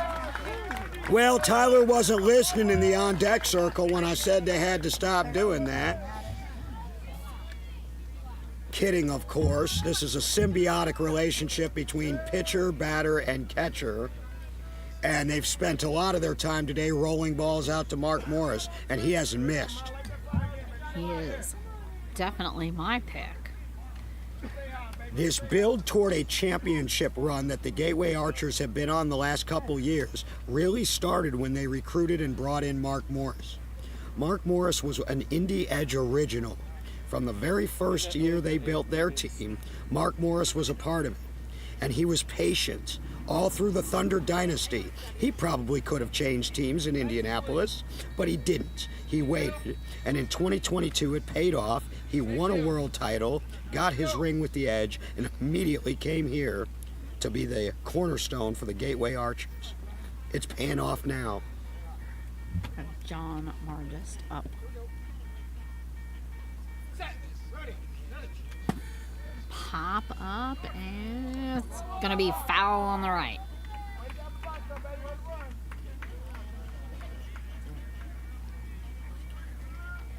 Walking it back slowly as Colin goes to meet him and bring him the rest of the way up to home plate. 2 outs, no runs in yet in the bottom of the 4th. This definitely looked like he was trying to get over there to right field. Well, that might not be a bad idea, although you've got Castaneda over there. If I'm Margist with his power, I would just try to smack it as hard as I can and not worry about where it goes.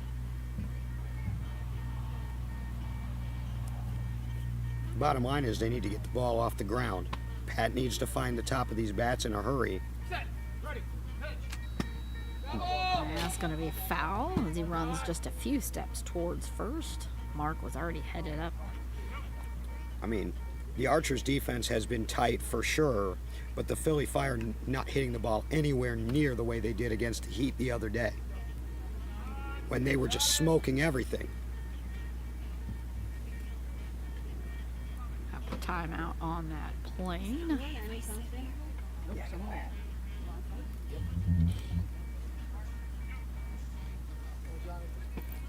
Pat rolling that ball up over his hands as we wait for the clear, and we are now ready. John resetting up at home plate. Bat up at the ready. Set. Ready. Pitch. Taking a pass on that as it comes across the plate. Quick tap to home plate.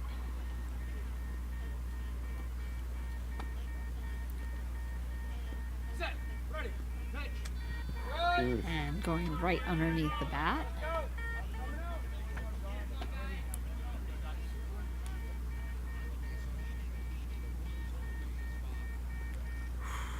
Slow exhale there by John. Set. Ready. Pitch.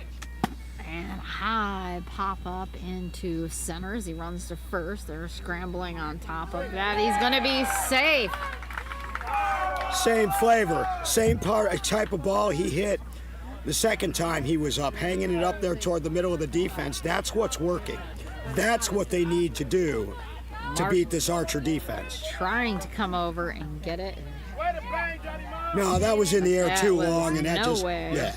He was trying to back up D. Smith out there, but they were just not getting that, and that's desperately what they needed. Scott Hogwood coming to back him up, see if he can get a thunker.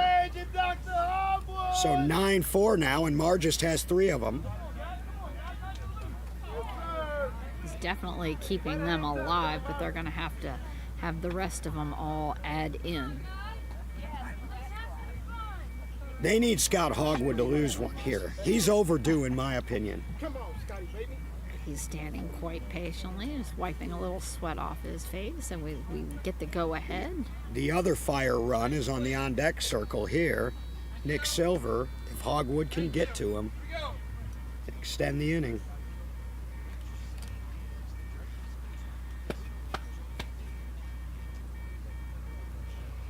Set. Ready. Pitch. And just over the top of the outer edge of the bat. Number love, baby. Number love. Yes.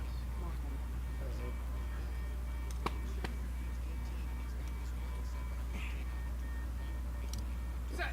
Ready. Pitch. Just over the top of the bat. Wiping a little more sweat off the face. Scott pulling the bat up over his back shoulder. Set. Ready. Pitch. And just Hangs rolling in off there. the top of it. We won with that, baby. We won with that.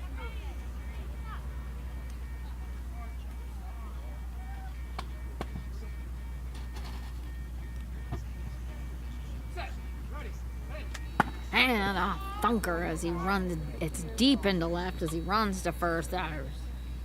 And he's safe, Justin trying to get there, but it was basically on the line, way past Justin, and giving Scott the time he needs to take out first base. That is the big stick that we were waiting for from Scott Hogwood, and what the Fire so desperately needed.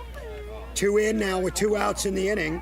It's back to a 4-run game at 9-5, and now Nick Silver to the plate. He scored a run today. Scott coming back up around behind his catcher as he heads back to the bench. A much more satisfied look on his face. And Nick up at the plate, nodding to Pat as they have a little bit of instruction there with Pat.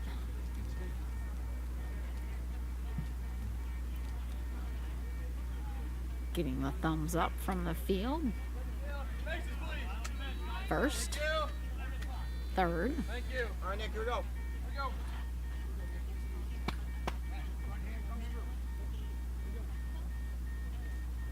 Set. Ready. Pitch. And the ball underneath the bat. Stepping up, kind of scrape his feet across home plate before stepping back. Set. Ready. Pitch. And just underneath the bat again. You can hear the whistle though. Yeah, but he jumped out ahead of him too, which is interesting because his 1 run was his opposite field hit. He just needs to calm down a little bit. This is a big spot. Ready. Pitch. Taking a pass. It's a good idea. You're allowed to take one if you want to. Now he's got to swing. Set. Ready. Pitch. And underneath the bat. Only takes one, Nick. Only takes one. And everything's up to date in St. Charles now. We've gone as far as we can go. Full count, 2 outs, bottom of the 4th.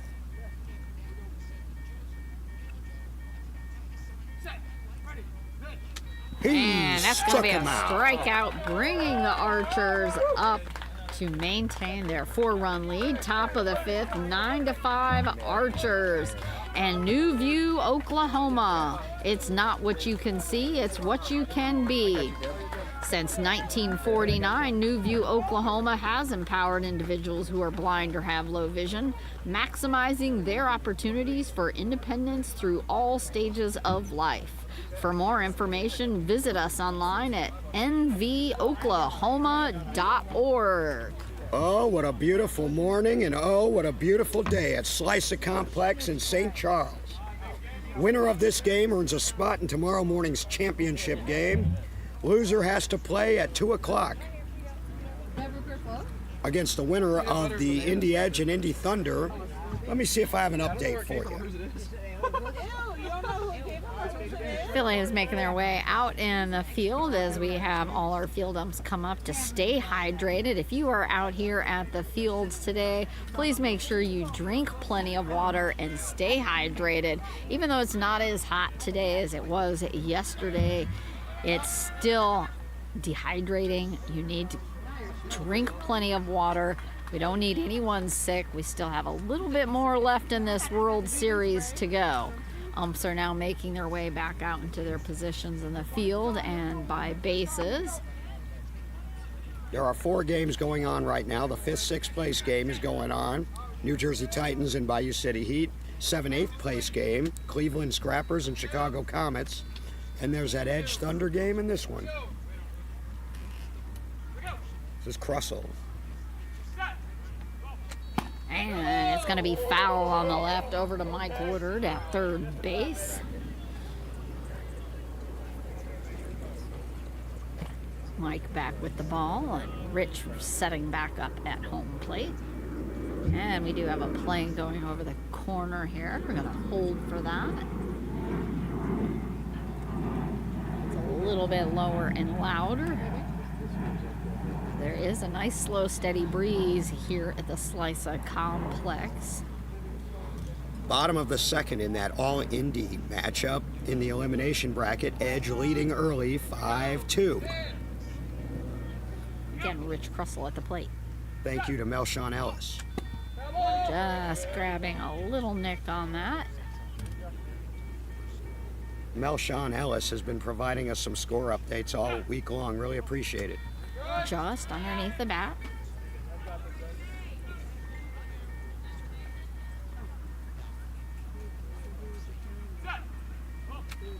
And a grounder foul on the left over to third base again as Tyler runs over for that.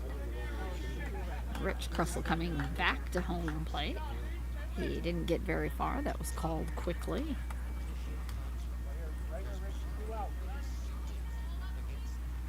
Outfield asking for the ball to be held up.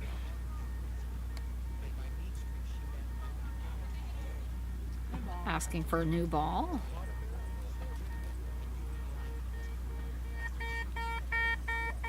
Jaden bringing that one in. We want to give a special shout out and welcome to the Legacy Pioneers Denver Beepball Group on hand to enjoy this game. Manufacturers of beep baseball equipment since at least 1976 and probably longer than that. Charlie Fairbanks invented the ball. We've had Legacy Pioneers helping us out ever since.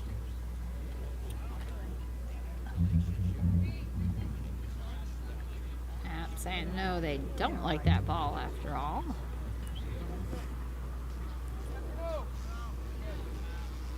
So that's a no on that ball.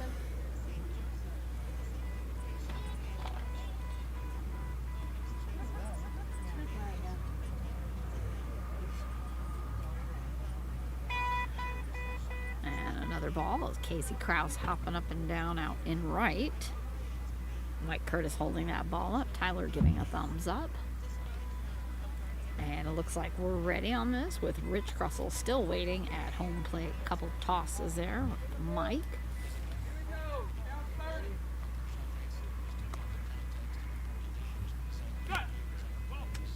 Taking a pass on that.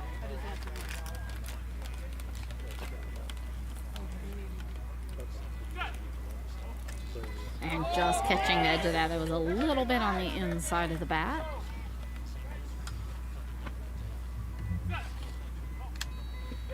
Underneath, and that's going to be a strike for Rich Crussell. It's his second strikeout after he scored his first couple times up. Ethan Johnson heading up to the plate. Cesar setting his bat down on home plate. And that breeze is finally back. It had slowed down and the air had gotten a little stagnant there, but breeze is back in again. Here we go. Feels like it's blowing directly out toward the field. Good. It's the first strike for Ethan Johnson.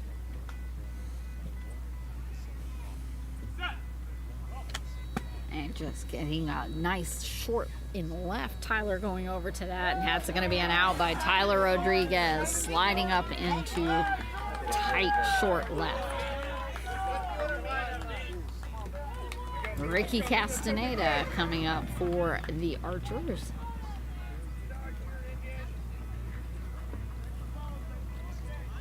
Even making his way back to his bench. Jaden checking the field.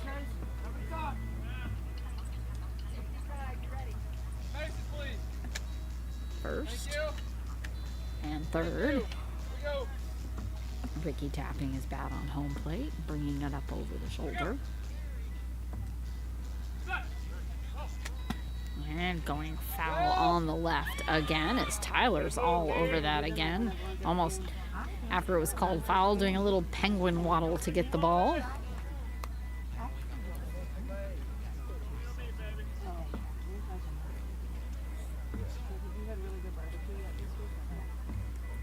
We said the Fire needed runs, and they got a couple. And the Archers can't stop scoring either. They're only up by 4, and the Fire have the last at-bats.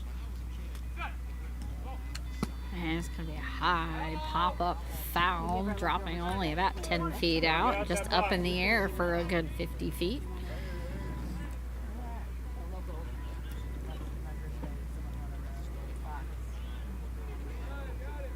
We have a time on this airplane as well, as Casey goes back into position from having run up.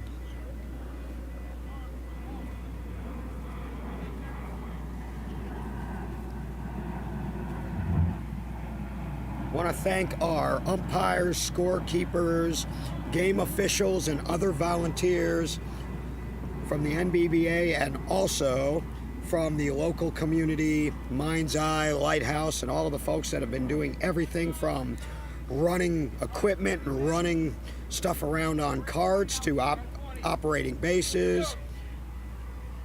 Couldn't do it without you. It's going to be another little pop up, and that's also going to be foul. Stop! Oh, they almost ran into each other just as they called stop. Probably about a 6-inch clearance there as Ricky ran past Tyler's head. Whew. Couple all-stars. Paths crossing a little bit there, but that's why you give the stop command, and that's why as a player you pay attention to that. Ricky back up at home plate.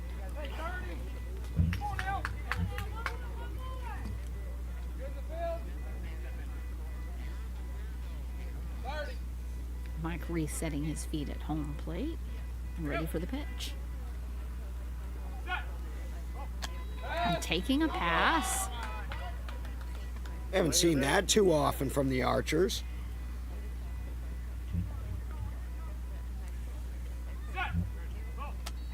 And it's going to be underneath them for a strike. Back-to-back strikeouts. That's now, I believe, 6 strikeouts in the game for Mike Curtis. That's not going to get it done on Championship Saturday, really, or the undefeated game on Friday, but their defense has picked up the slack. They need a run here from Castaneda. Here we go again.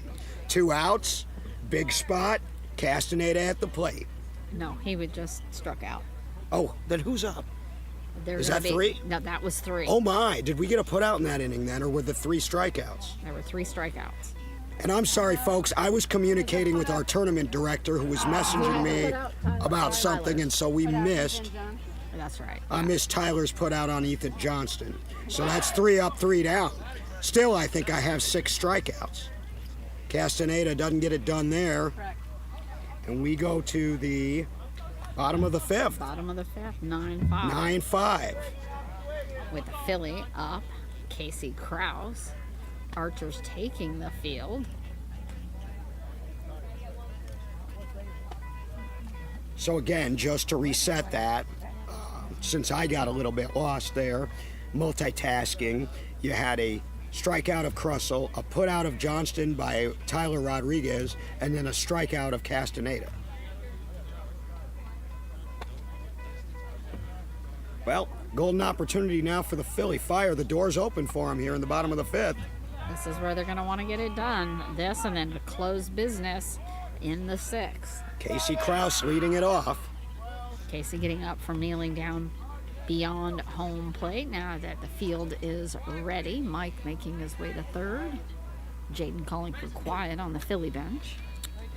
Kraus, Rhines, and Rodriguez due up, and none of those three have scored a run yet in this game in the bottom of the 5th. Who'd have thunk it? Set. Ready. Pitch. Took a pass. The damage has been done by the 3, 4, and 5 hitters, Margist, Hogwood, and Silver. Set. Ready. Pitch. And it's going to be a high pop-up out into right, and just, it's going to stay fair. He's running. They called stop. Ricky was right. He's safe. Ricky Castaneda was behind first going after the ball as he ran for first, so they called stop, but he just was hitting the base as they called that.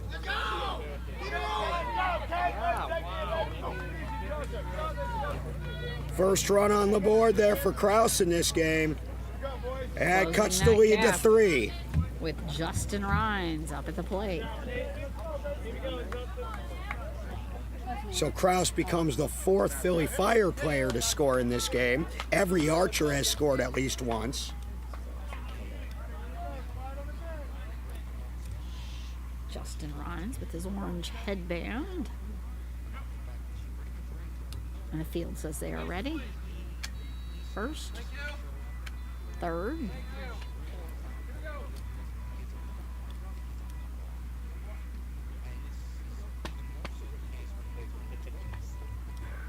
Set. Ready. Pitch. Just underneath the swing.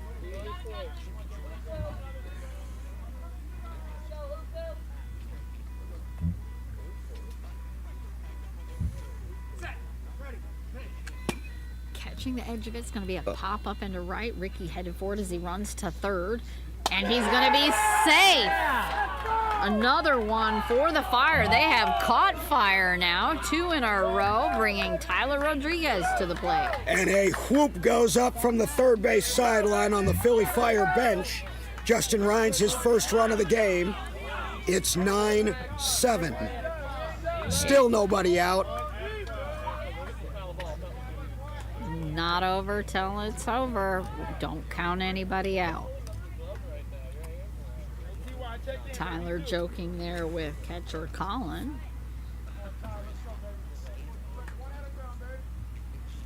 And now Tyler Rodriguez is the only Fire starter. In fact, the only starter from either team who hasn't scored yet. You know he wants to change that. Pointing at the bases as he gets the check.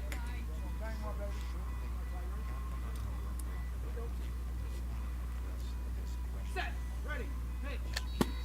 Just rolling off the top of the bat. He was trying to catch his own ball there, but Colin got it for him. He was running up underneath it, trying to grab that. And you see now, all of a sudden, Morris isn't so busy over there on the left field side. Archer, the Fire's starting to use more of the field. It's going to be a strike as it goes under the bat.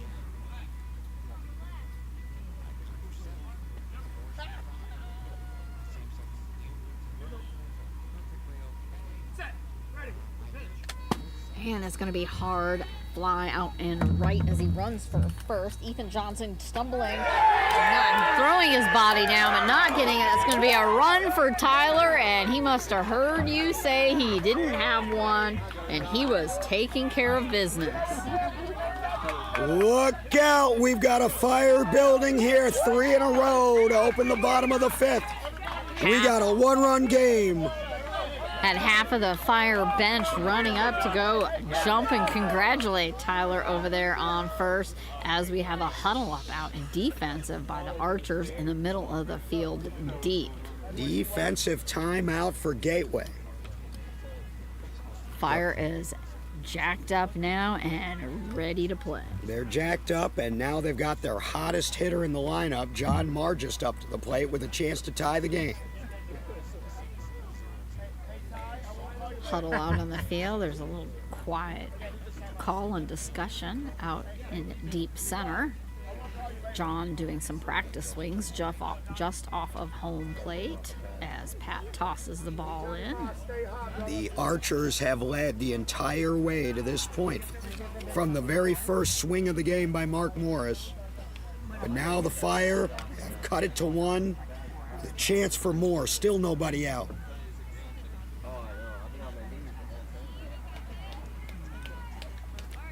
Archers are now resetting back into positions on the field.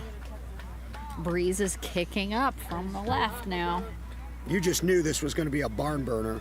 This was going to be great. I was just waiting for it to hit this point. And it has not disappointed.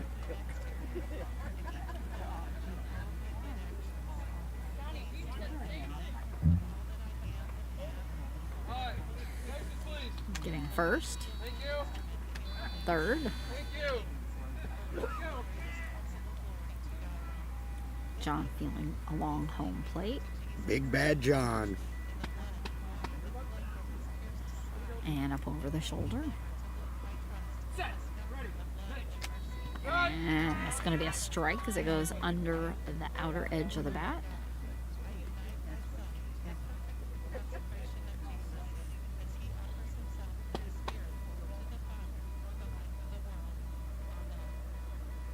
Set. Ready. Pitch. And it's going to be a pop fly into center deep as he runs for first. There, Kyle Boras, he's safe. Kyle's struggling to grab it. Justin Holly coming to back him up, but no contest. Another run, tying it up 9-9. Johnny Ma. Marr just ties it, and that's the 4th one he's hit today that he's really hung up there in the air. That's how you score against a good defense on these fields. Margist is hot. The Fire are smoking. Still nobody out. 4 in a row. We got a tie ball game. And Scott Hogwood up with a very pleased look on his face as he's at home plate. He should be pleased with himself for the last ball he hit as he blasted it.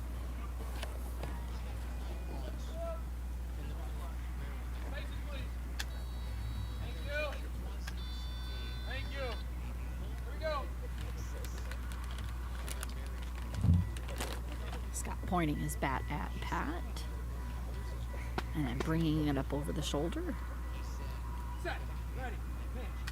and just over the top of the bat.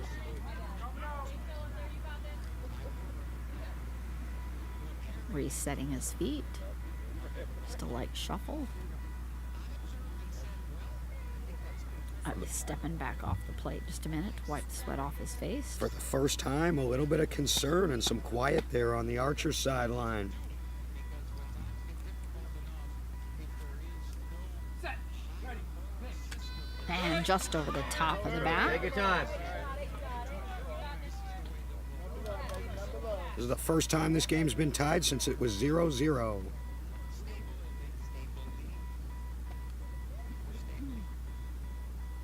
Set. Ready. Pitch. And it's going to be a pop-up foul on the left.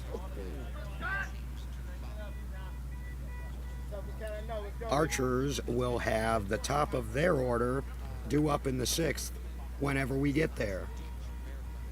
Right now they need an out. Scott feeling along home plate again.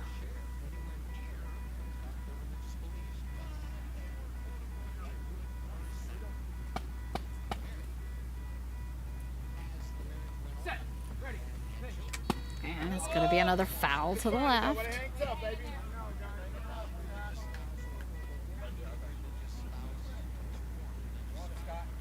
These are pressure pitches by both Pat Krause and Mike Curtis in a game the likes of which neither one of them have pitched in before.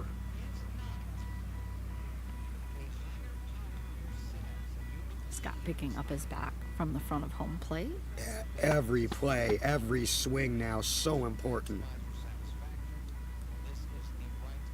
Set. Ready. Pitch.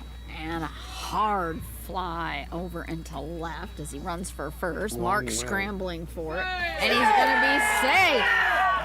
They now take the lead. Fire 10-9. The rest of the bench again running out just as they did for Tyler to go walk Scott Hogwood in as they take the lead. Still nobody out. They are going to talk about this. 5 in a row. They basically doubled their output. Maintaining That's a that run. safe. Yep. Fire lead with 5 straight to open the bottom of the 5th. Sending Nick Silver up to bat, rounding things up.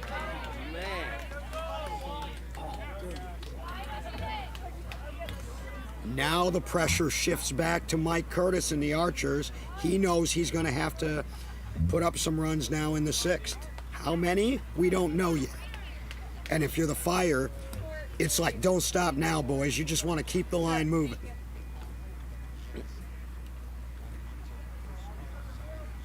Field is set. First and third, both loud. Nick Silver at the plate with his silver and blue bat. Some nods there by Nick as Pat talks to him. Set. Ready. Pitch. And a hard one, pop fly out into mid-left as he runs to third. Kyle Bohr trying to get it, but Nick down that baseline like lightning. You're not going to get Nick Silver on a ball like that. I don't care who you are. 6 in a row, they've rolled their lineup over. All runs. They put a 6-pack on the board. 2-run lead for the Fire. Still nobody out. Highest runs of any inning yet this game as we bring Casey Krause up to bat. Casey at the plate. That was a clutch swing by Nick Silver. Thank you. Thank you. Nick has played in a championship game before. He was on the losing end of the 2014 title game with the RHI Extreme, losing to the Austin Blackhawks. Him and Tyler are the only 2 Fire players who have championship game experience. Nick wants that first ring, and that was a huge run there. Casey winding up the bat over his shoulder. Set. Ready. Pitch. Taking a pass. Good eye. Good eye. As he always does, he takes the first one off his dad. Set. Ready. Pitch. Just under the bat. Oh.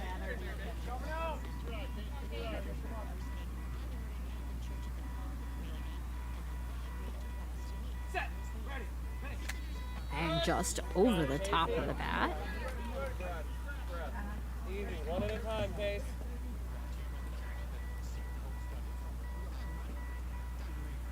Tapping up at home plate before bringing it over his shoulder. Set. Ready. Pitch. And just underneath it, hitting the tent pole. Casey. Hey, discipline, Casey. Moment Casey of truth. walking off away from home plate, reaching down to touch his feet, and coming back up to home. He's trying to shake that little bit off so he can connect, pulling that one arm back.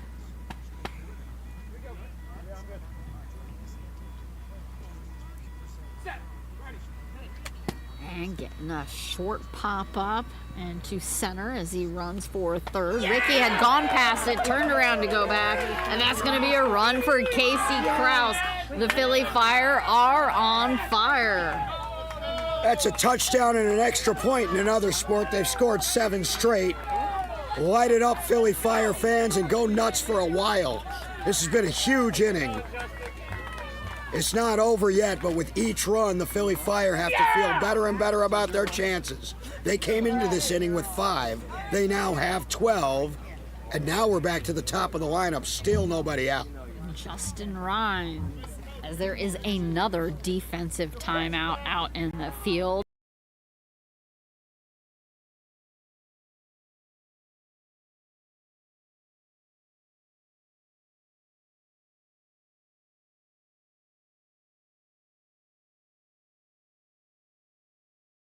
The Archers huddling there in the center farce. You know they've got to be saying we have to stop them. Just one to slow the tide. We've got to get it started somewhere. And I have to step away for just 1 second. Give you Rosie. thank you for all those sponsors that helped us secure the Slice Complex. Bill Jones and Sue Slocum, Richard Mark, all longtime Mind's Eye donors, and Ameren, Illinois Power Company. And also a special thank you to all the sponsors for the 250 beat baseballs needed to host this World Series. Cardinals Care and St. Louis Cardinals, Hannigan Realty, and Major League Baseball's Fantasy Camp for Youth. Thank you to all of them. Without all of that, this would not be possible. Takes a lot of those balls. We are using the Fonzie balls this year. And it looks like our field is set. Bases. Thank you. A base check. And Eric Rodriguez just hit a home run. Justin Rhines at the plate. Set. Ready. Ooh, and he hit it, and he straight into pitcher Pat. Nailed him. Didn't even a chance to get away. Justin back up to home plate. Pat tell him that's okay. Good job.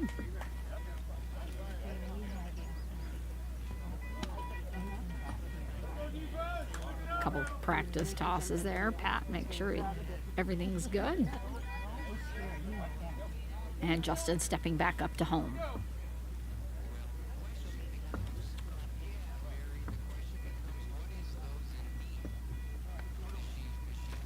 Pass ain't okay. Let's start over. Set. Ready.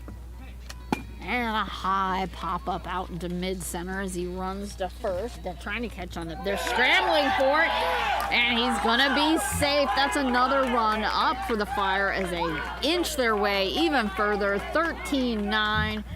Running out. It looks like he is getting up. He's getting up after first. He's taking, and he is up and headed back in. That's another run up. 8 now for the Fire. 13-9 at the bottom of the 5th. He's rounding around behind the catcher here as we have Tyler Rodriguez up at the plate. A lot of laughter and chuckling over there on the Fire side as they are feeling a little more relaxed. Base check. And winding up.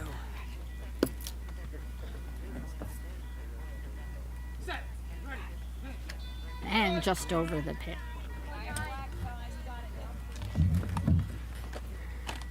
I'm back, ladies and gentlemen.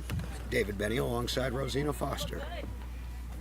And we just had a power hit by Justin for another run. So it is now 13-9. So that's 8 in a row with no outs. Correct. That's impressive on any fields against any team. And it's going to be a pop-up foul on the left, and also an update that Eric Rodriguez hit a home run. Oh, the first of his career, the first one at least recognized. He'll tell you he's hit more than that. So good for Eric, the 5th home run. Him and Tanner Gears, both with the first of their career. Exhale there by Tyler. Eric will be in the Home plate. Hall of Fame someday, maybe much sooner than later.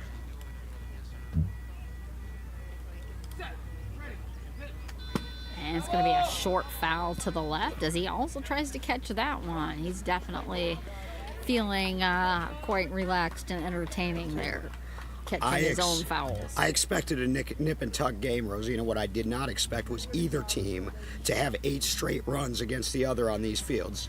With no outs.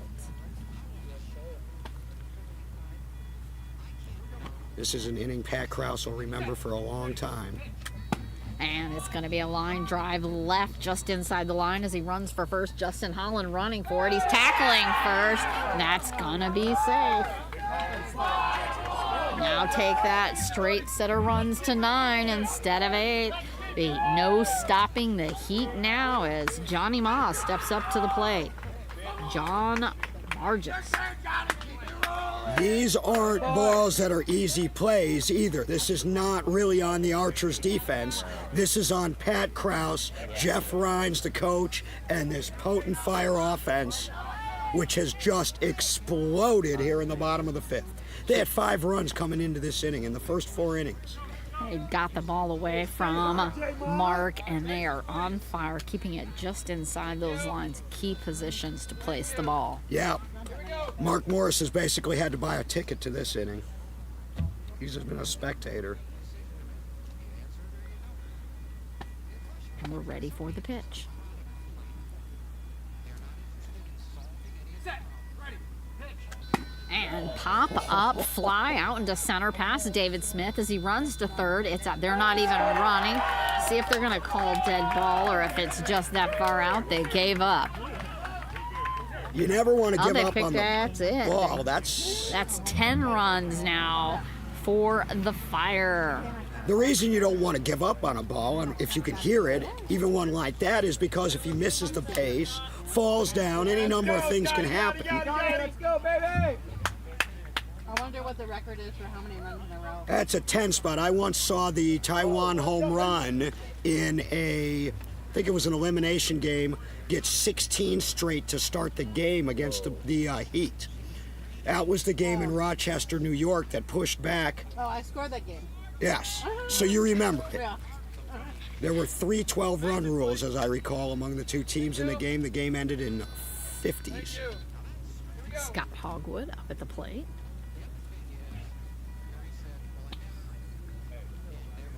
Pat Sand nice and easy up the middle.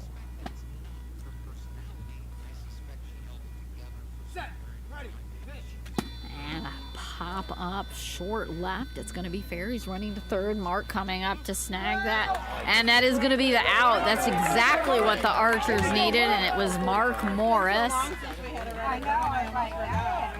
That breaks the string at 10 straight for Pat Krause, and a lot of those were on first and second pitches. That was a Jared Woodard-esque run there by Pat Krause. Unbelievable. He can say whatever he wants behind me when we open the broadcast. I have Nick Silver up. I wouldn't say whatever. Well, now, That's leaving it wide open. now Pat Krause, you know, he's the honorable Pat Krause. Him and I, of course, members of the same profession in our day job, but in a different state. Adjusting the speaker on third. That's good. Make it one more time, please. First Thank you. and third. Thank you. And Nick Silver up at the plate. 15-9 game at the bottom of the 5th.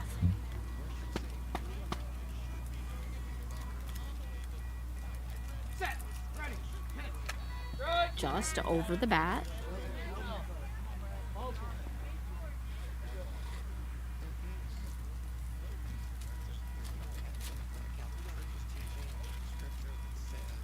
Set. Ready. Pitch. Good. And just on the inside and under.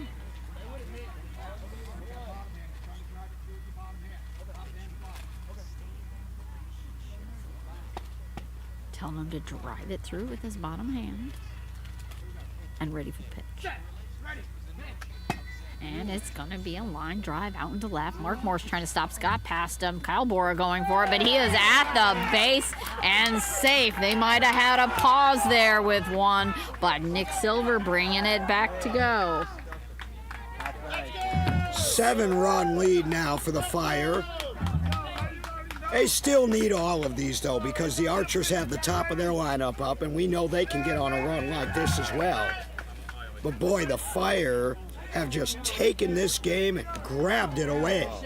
Casey Krause back up at the plate. Seems like we've just gone through these Fire batters. Several. Gonna get a base check. The Archers were up 9-3 at this game, in this game at one point. 13 unanswered runs. 11 of them in this inning.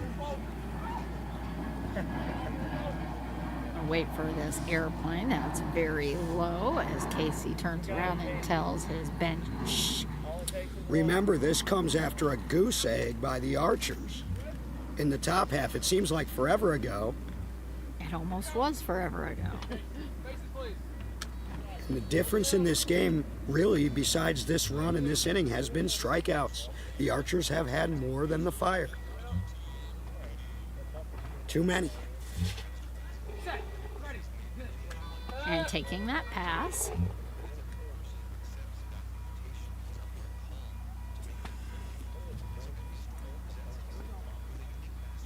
Set. Ready.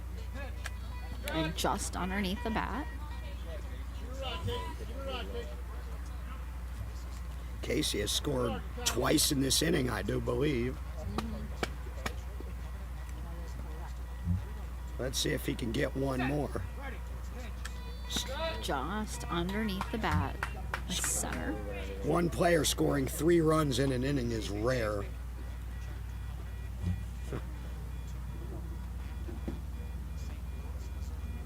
Set. Ready. Hit. And almost taking off Pat's head as it line drives down the center, bouncing over David Smith, and he's kicking the thing, and it's another run. He got his 3 this inning. And he gets one for Dad. Pat just barely crouched out of that one, flying over David. There was not a chance there for the Archers on that one as this brings Justin Rhines up. Pat slowly walking the ball up to the pitcher's mound as we also have a plane overhead, so there's no hurry. Ethan Johnson adjusting back into position after having run to try to back that up. Yeah, that's what some people said to me. Why? What a huge inning. Justin Rhines. Pat shrugging both shoulders up to stretch them out. Set. Ready. Going to be a grounder over to Mark Morris as he runs for first. Mark trying to grab a hold of that, and he is going to be out. Barely. Barely. That was a close play, but that's the second out, and they've both been by Mark Morris. They need to find a putout somewhere, though, by somebody other than Mark Morris. By my count, only one other player in this game for the Archers has had a putout. That was Justin Howland. Kyle Bora, I guess. We must have announced it for Howland, but it was Bora. Justin was right behind him, back and trying to grab it. So he's going to have Tyler back up at home plate. Let's see if he can catch one of his own foul balls this time. He's attempted twice now. Archer still setting up. And Jaden is conferring with Mike Woodard over at third base. Fire scored a dozen in this inning. Tyler seeing if he, is out. Tyler trying to make reversed that a it. Baker's dozen. No, it's Oh, out. no, okay, Still they out. did confirm it. Yes, out. For a minute there, we heard both sides cheering a little bit. Is it out? Out. It was out. The call is out.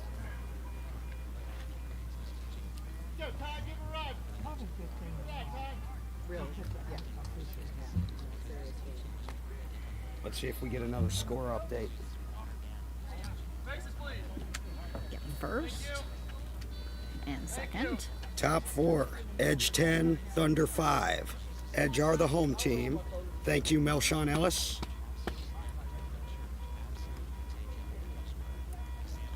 Set. Ready. Hit. And it's going to be a pop fly over into left past Mark over to Justin Holland. And he's got it! There we go. There we He go. A laid little foreshadowing. down How about and that? grabbed it right up. Incredible defensive put out by Justin Holland, tossing his body over there. Grabbing that right up. Spectacular defensive play there. Well, he as may the not have had a Archers putout win. before, but he has one now, and that'll end the inning. But the damage is done, and there was a lot of it. The Fire put up a dozen. That didn't hit his chest. That's a double play right there. 100%. So we want to say thank you to all our Beep baseball fans that have joined us today. And speaking of Beep baseball fans, Ed Fitzpatrick with the Ed Fitzpatrick team at Cross Country Mortgage, making every mortgage feel like a win. Navigating the mortgage process doesn't have to be overwhelming when you work with Cross Country Mortgage. Their entire team is available to assist you from application to closing and beyond. You'll collaborate closely with a licensed professional who will make sure that you get the mortgage you deserve. Get in touch with loan advisor and Beat Baseball fan Ed at ed.fitz@ccm.com, ed.fitz@ccm.com. And when you're securing that mortgage, if you want to move to this area, and why wouldn't you? It's beautiful here in the St. Louis area. You can hit up Hannigan Team Realty. And after the game, we will have our Hannigan Team Realty Player of the Game. I think I have a nominee now after that inning if the Fire hang on to win this. They lead by 8 now. 3 defensive outs away from a trip to their first ever championship Saturday. 12 runs by the Fire in that last inning. Absolutely spectacular. Those defensive plays by Mark Morris finally shutting them down, and Mark Morris will be up at bat for the Archers. And Jaden Price throwing a nice cup of water there at Jordan Simpson as they get ready to take the field. Jordan was our home plate umpire yesterday for our game of the day in the afternoon, Bayou City and the Comets. She's the field ump, one of them for this game. She's the first base. First base. We've got field and base umpires now for this game that are NBBA officials. Very low flying plane. We're going to wave that. The breeze is starting to kick up even more. It now seems like it's blowing out to right, whereas it was blowing directly out to center earlier.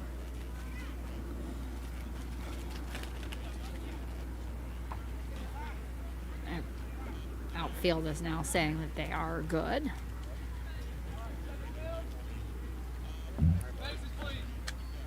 First and third. Mike holding the ball up over his shoulders for the outfield. And Mark taking that pass as he listens to it come on by. You got to get them back one at a time now if you're the Archers. You can't worry about the deficit.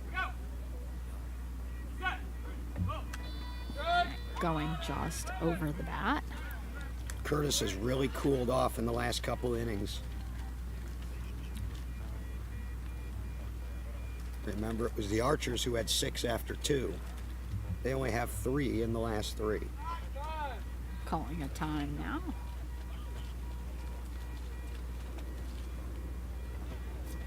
Mark resting at ease with the bat up over his back shoulder. I want to remind you our next game of the day comes up shortly following this game. It will be the loser of this game against the winner of the Edge and Thunder in the final elimination game. Winner of that game will play the winner of this one. That's the consequence of winning this game.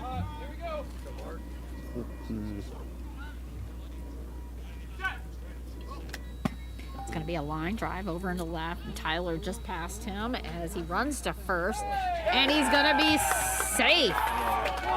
Justin Rhines not quite there in time, laying down on the ground. It was just past his fingertips, and that's going to give a run up for the Archers as they hit double digits. Well, there's one back, one at a time. Now you've got Holland and then Smith. They're certainly capable. 7-run margin now. The consequences of this game are obviously enormous. The winner gets to go back, rest up, knowing they only need 1 win tomorrow. The loser has to play again today and For then the win chance. twice tomorrow. Taking a pass on that, Justin Holland.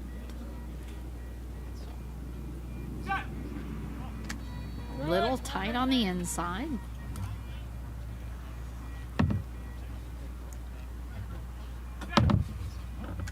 There's going to be a short bouncing grounder to left. He stumbles coming out of the play. Tyler coming up on that. And he's going to be out. Tyler Rodriguez.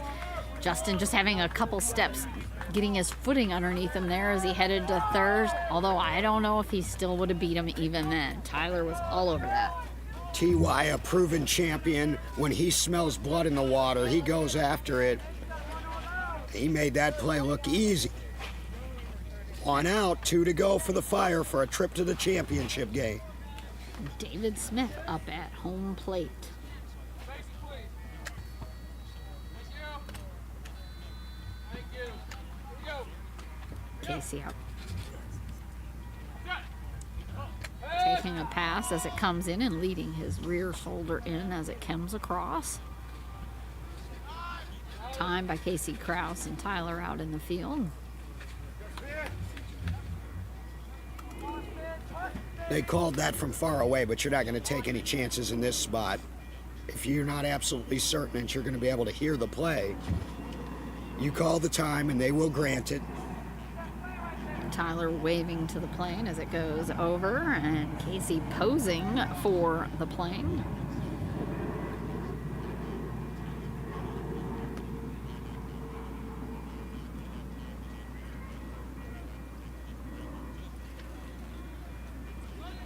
And we are now untimed. David Smith at the plate. Just underneath the center of the bat. 11.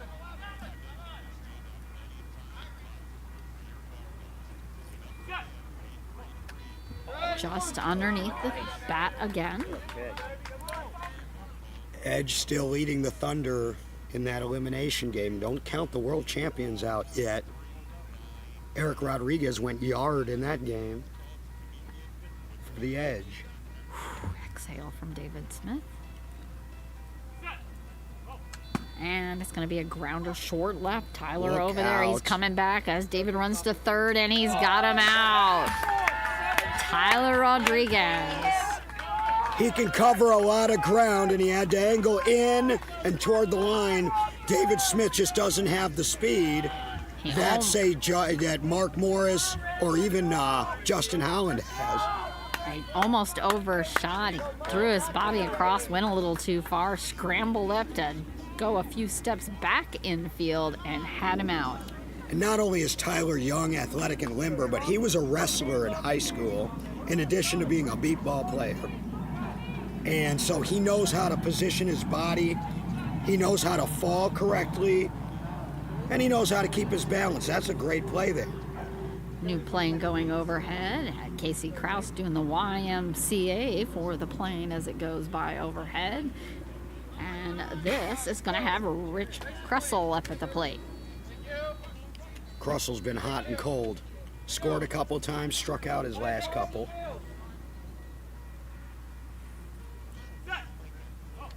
And taking a pass. Now or never for the Archers. They will have another game today if they drop this.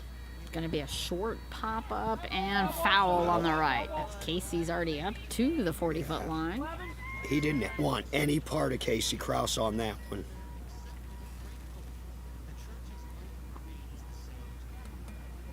They got to get distance on these balls. It's not enough to get height on them when you have two of the best front men on the planet in this sport playing on either side for the Fire. Easy to say from back here. Just over the top of the center of the bat. Fire on the doorstep of their biggest win in team history. Just going to be foul as it just barely touches his bat and drops down. The Archers have a bench. They have not used it in either game we've seen, really. Chad Dillon, a power-hitting lefty. Demetris Morrow, a power-hitting righty. Nathan Lawson, we haven't seen any of them.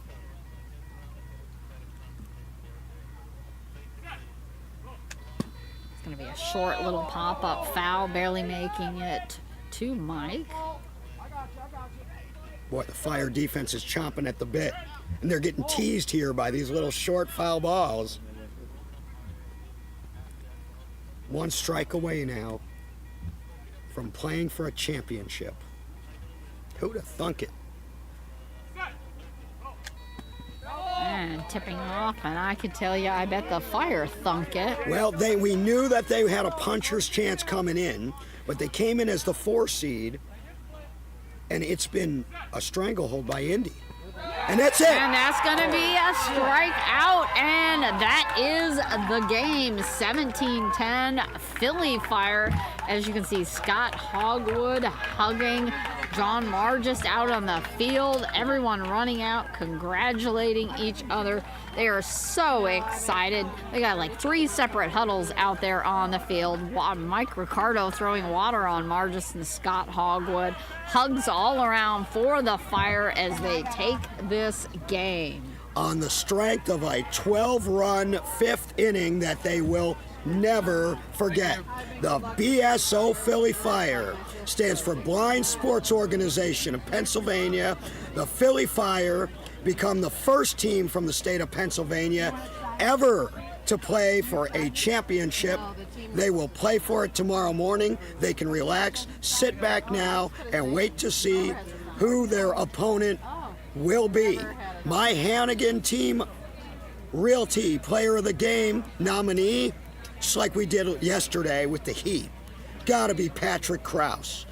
The Honorable Pat Krause put up a 12-run inning against one of the best defenses in the country on defensive fields. He's my nominee, unless you've got another thought. I would have to go with that as well. He stayed calm through all of that, kept his team going. They didn't get too down on themselves, and they just kept doing it one player at a time. I would have to agree with that. We have the congratulations from the teams going out here. It's all about good sportsmanship. Thank you for joining us for this live stream of the